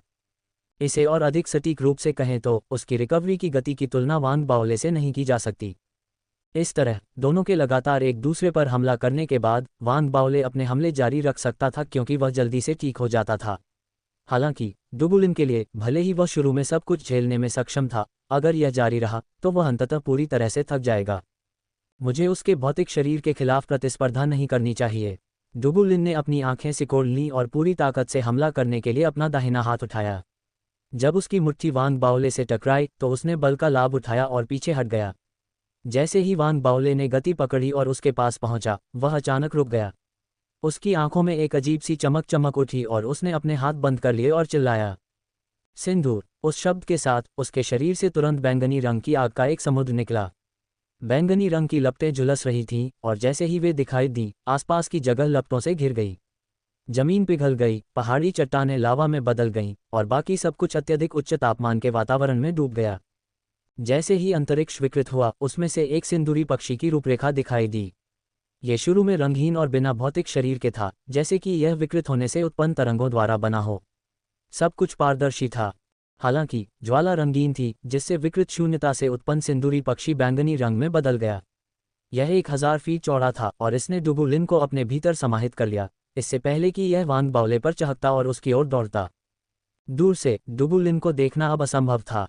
कोई केवल बैंगनी रंग का सिंदूरी पक्षी देख सकता था, जिसके पंख खुले हुए थे और वह आग के मंथन वाले समुद्र के साथ थेआर्क कवच की ओर बढ़ रहा था।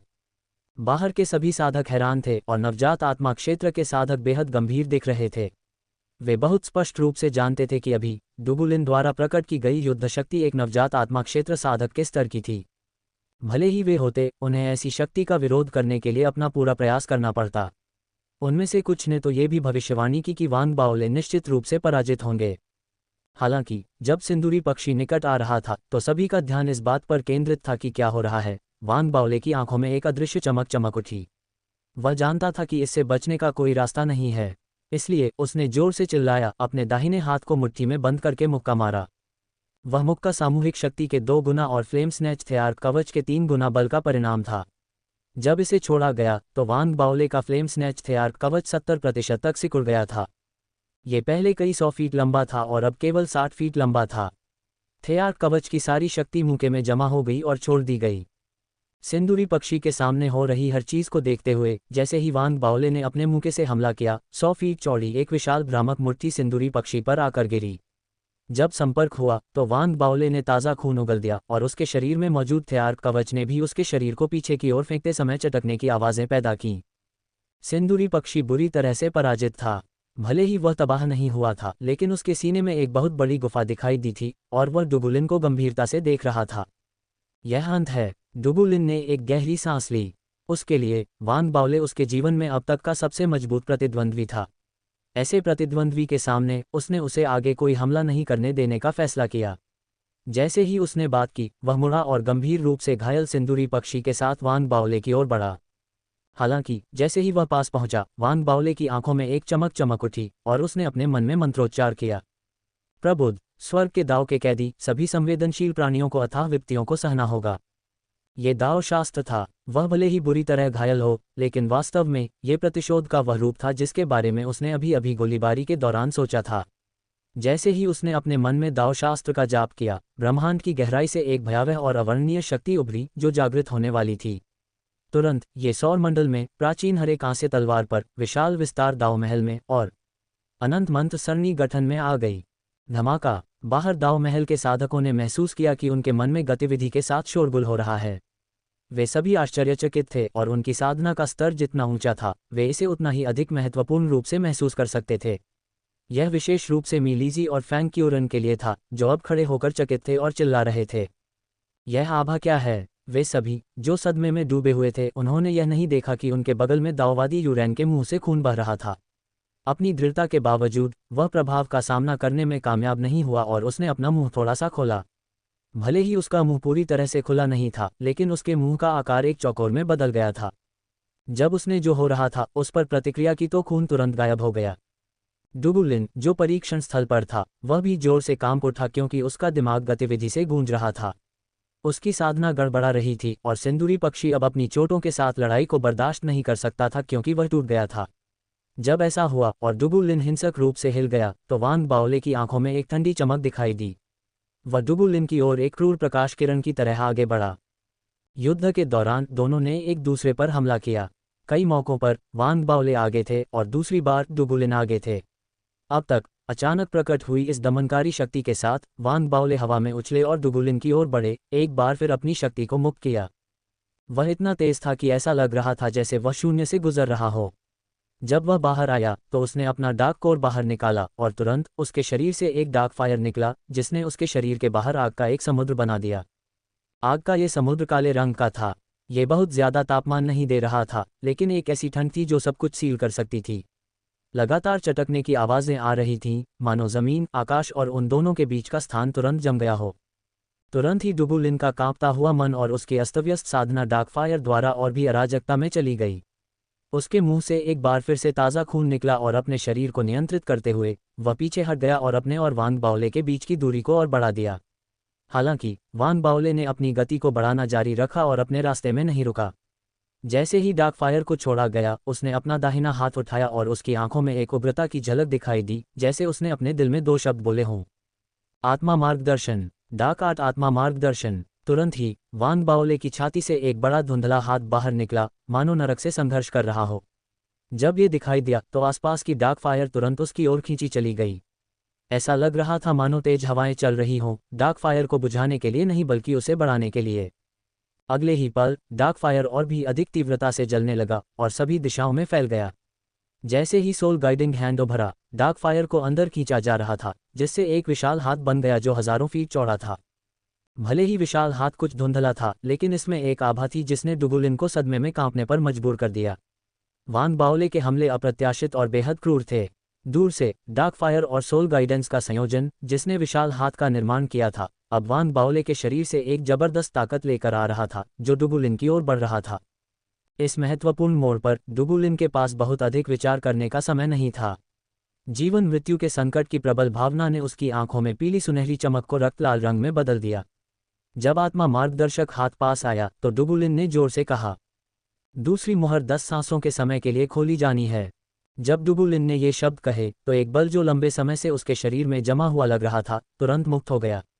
यह एक भयंकर बल था जो उसने पहले छोड़े गए बल से 10 गुना अधिक शक्तिशाली था। जैसे ही वह ऊपर उठा, डुगुलिन समुद्र में तब्दील हो गया। उसका बल एक भंवर में बदल गया जिसने फिर एक तूफान और बवंडर पैदा किया जो सभी दिशाओं में बह गया। आकाश और पृथ्वी के बीच जोरदार धमाके गूंज उठे। तूफान बड़ा हो गया, 1000 फीट की दूरी तक फैल गया और बेहद भयानक था। वांग बाओले का आत्मा मार्गदर्शक हाथ कंपन करने लगा और वह उसे पकड़ना जारी नहीं रख सका क्योंकि वह नष्ट होने लगा था। वांग बाओले के मन में संकट की एक प्रबल भावना उत्पन्न हुई। उसने संकोच नहीं किया और तुरंत पीछे हट गया। जैसे ही वह पीछे हटा, वांग बाओले को आखिरकार यह समझ में आ गया कि 1000 फीट चौड़े तूफान के बीच में, जबकि आसमान में उठने वाली आकृति अभी भी डुगुलिन थी, कुछ अलग था। उसके बाल हवा में उड़ रहे थे और उसकी आंखों में अब वह पीला सुनहरा रंग नहीं था। इसके बजाय यह एक समृद्ध सुनहरा रंग था जो उसके पूरे शरीर में फैल रहा था, जिससे उसका पूरा शरीर एक सुनहरी चमक के साथ चमक रहा था। एक दमनकारी शक्ति जो पल पल और अधिक मजबूत होती जा रही थी, फैल रही थी और वह एक युद्ध देवता की तरह था। हालांकि ये वह बात नहीं थी जिसने वांग बाओले को चौंकाया। जिस बात ने उसे चौंका दिया वह ये थी कि डुगुलिन, जो सुनहरी चमक से चमक रहा था, ने उस अत्यंत शक्तिशाली बल को, जो उसने पहले छोड़ा था, उससे 10 गुना अधिक था। साथ ही 1000 फुट चौड़ा तूफान उसके दाएं हाथ को उठाते ही गायब हो गया। ये पूरी तरह से वापस आ गया और पूरी तरह से गायब हो गया। ऐसा लग रहा था जैसे वह हवा में खड़ा था, लेकिन कोई आभा नहीं छोड़ रहा था। वांग बाओले के आध्यात्मिक अर्थ में इसका कोई निशान कभी मौजूद नहीं था। इसने तुरंत वांग बाओले को अपनी सांस रोक लेने पर मजबूर कर दिया। संकट की भावना जो उसने पहले अनुभव की थी उससे कई गुना अधिक थी, उसके अंदर फूट पड़ी। स्पष्ट रूप से ऐसा लगा जैसे उसके शरीर की सभी कोशिकाएं कांप रही थीं, जो उसे उसके सामने वाले व्यक्ति से दूर रहने के लिए कह रही थीं। इसी तरह बाहर दाव पैलेस के साधकों सहित आसपास के दर्शक भी चौंक गए।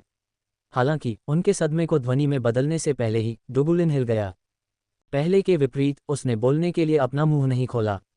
इसके बजाय वह चुपचाप बाहर निकल गया और जैसे ही वांग बाओले सदमे से जकड़ा हुआ था और उससे बचना चाहता था, डुगुलिन वांग बाओले के सामने आ गया।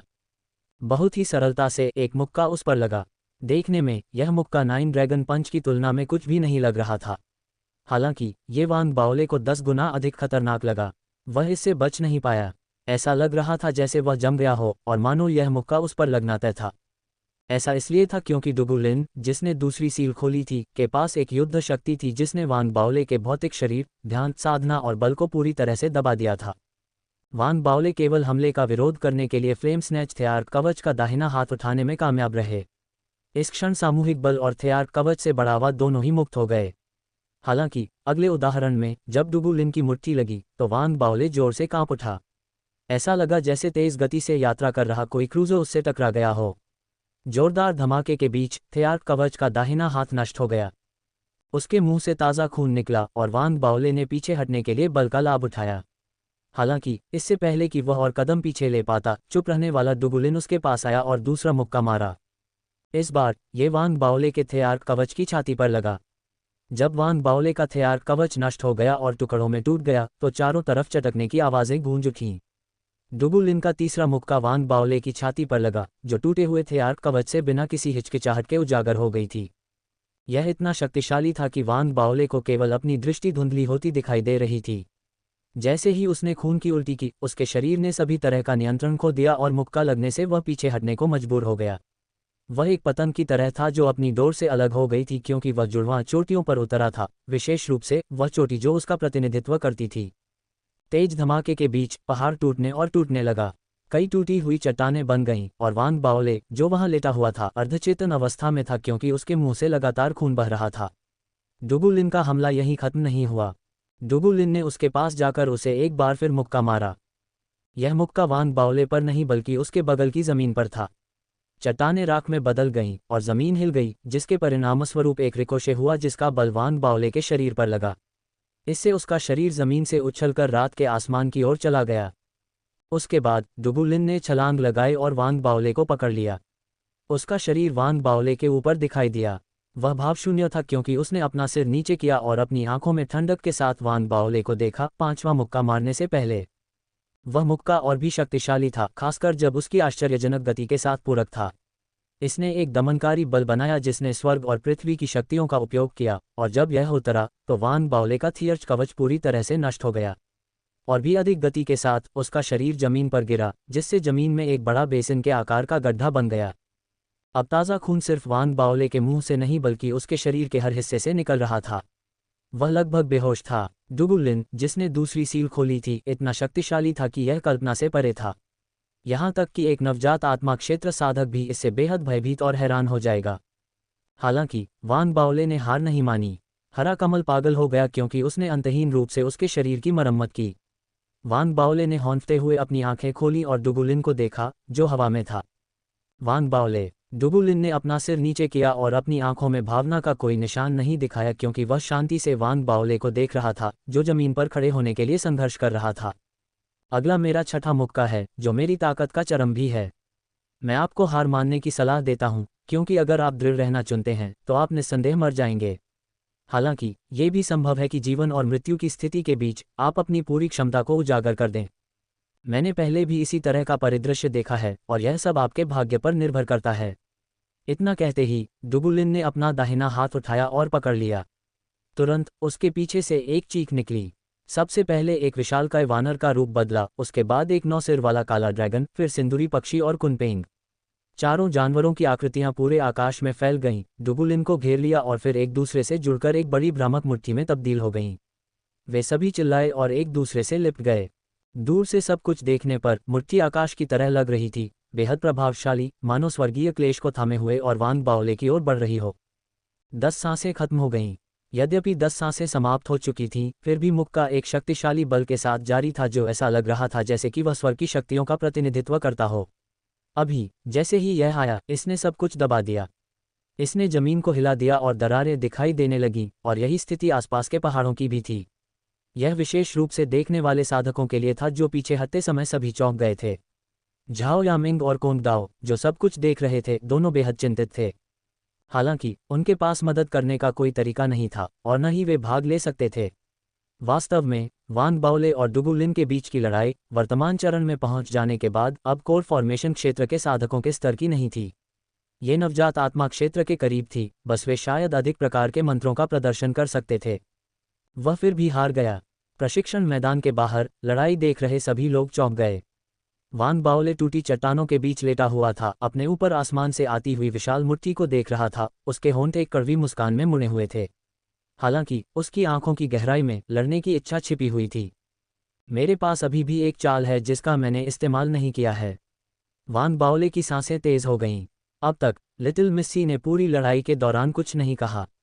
हालांकि वान बाओले को स्पष्ट रूप से पता था कि लिटिल मिस्सी हाइबरनेटिंग नहीं थी, वह उसकी लड़ाई देख रही थी। स्वाभाविक रूप से वह चाल जिसका वान बाओले ने कभी इस्तेमाल नहीं किया था, वह लिटिल मिस्सी नहीं थी, यह उसका आंतरिक म्यान था। यह पहला सच्चा खजाना था जिसे वान बाओले ने परिष्कृत किया था। लिटिल मिस्सी के शब्दों में, यह एक आंतरिक खजाना था जो किसी भी चीज़ को मार सकता था। वान बाओले के शरीर में पोषण के माहौल के तहत मच्छरों को छोड़ने के अलावा इसका कोई और उपयोग नहीं था।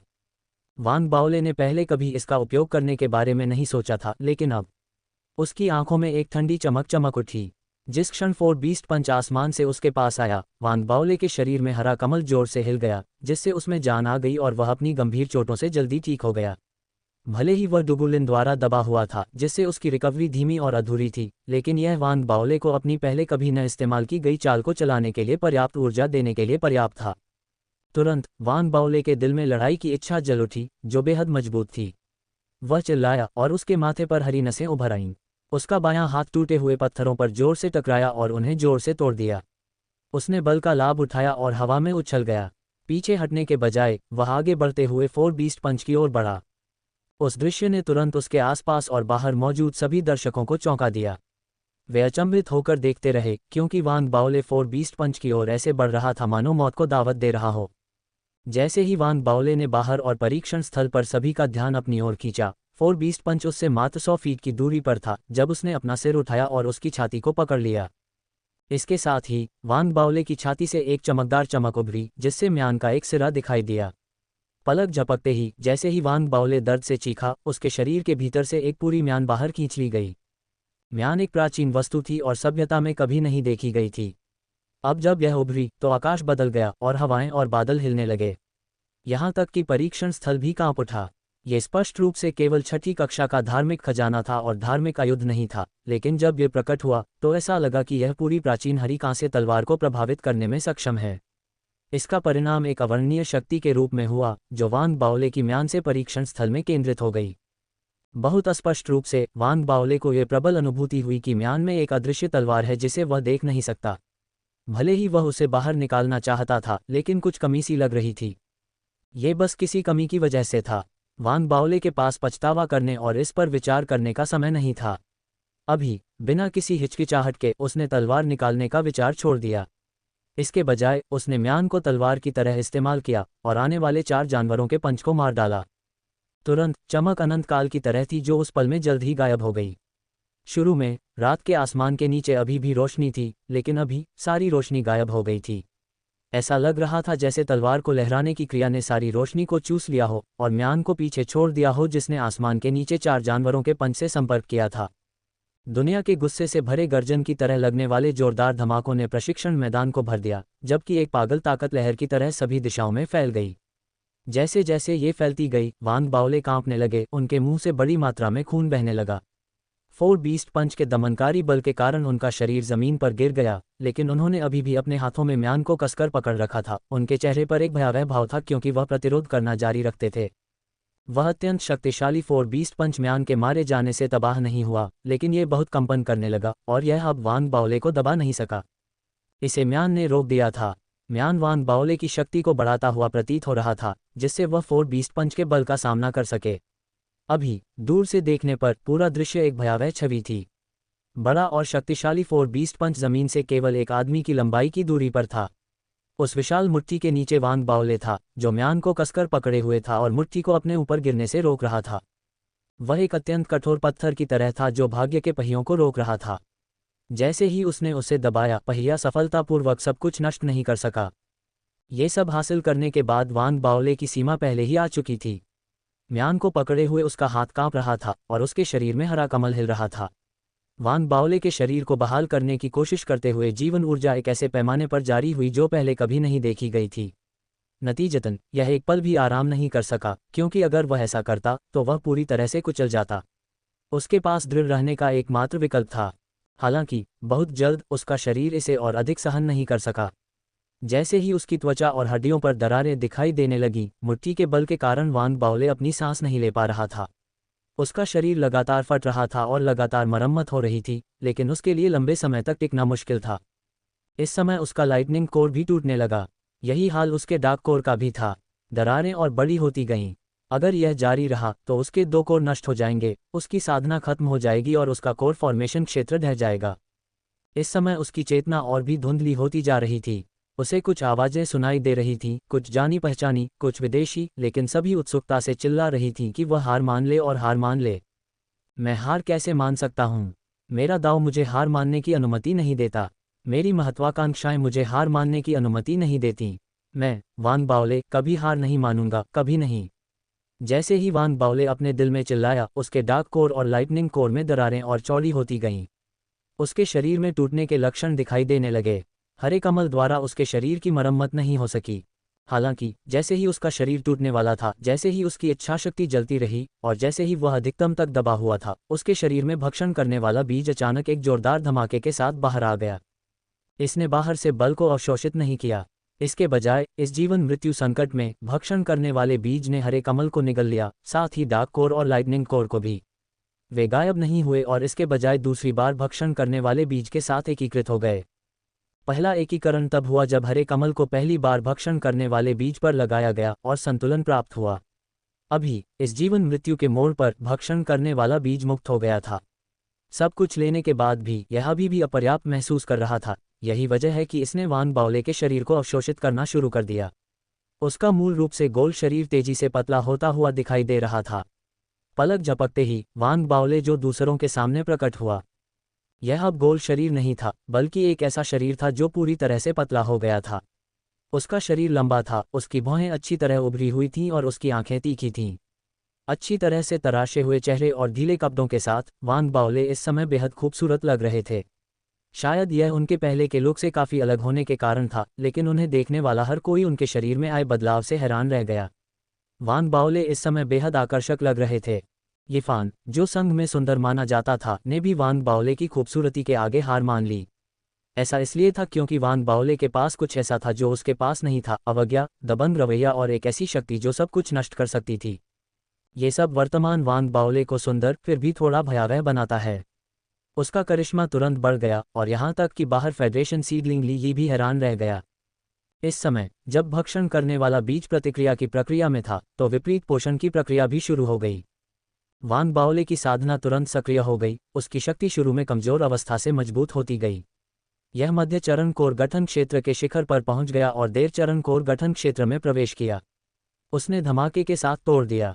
यह अंत नहीं था। देर चरण कोर गठन क्षेत्र में प्रवेश करने के बाद भक्षण करने वाले बीज ने उसे पोषण देना जारी रखा और उसकी साधना फिर से बढ़ गई। थोड़े समय में उसकी साधना देर चरण के शिखर पर पहुंच गई और पूर्णता से बस एक छोटा कदम दूर थी। इस दृश्य ने डुगुलिन के साथ साथ परीक्षण मैदान के अंदर और बाहर सभी को चौंका दिया। युद्ध के बीच में सफलता। जैसे ही लोगों ने चिल्लाया और सदमे में सांस ली, वांग बाओले की साधना सक्रिय हो गई और उसकी सारी चोटें तुरंत ठीक हो गईं। उसने अपनी खोई हुई शक्ति वापस पा ली और उसकी शक्ति अब पहले की तुलना में कई गुना बढ़ गई थी।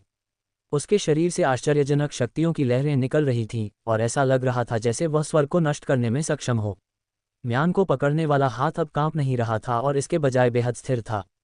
डुगुलिन के अविश्वास के बीच वांग बाओले ने अपना सिर उठाया, अपने सामने 4 जानवरों के पंच को देखा और सीधे उसके भीतर डुगुलिन को देखा। मैं हार नहीं मानता, वांग बाओले ने धीरे से कहा, उसकी आंखों में युद्ध की भयावह इच्छा स्पष्ट रूप से दिखाई दे रही थी।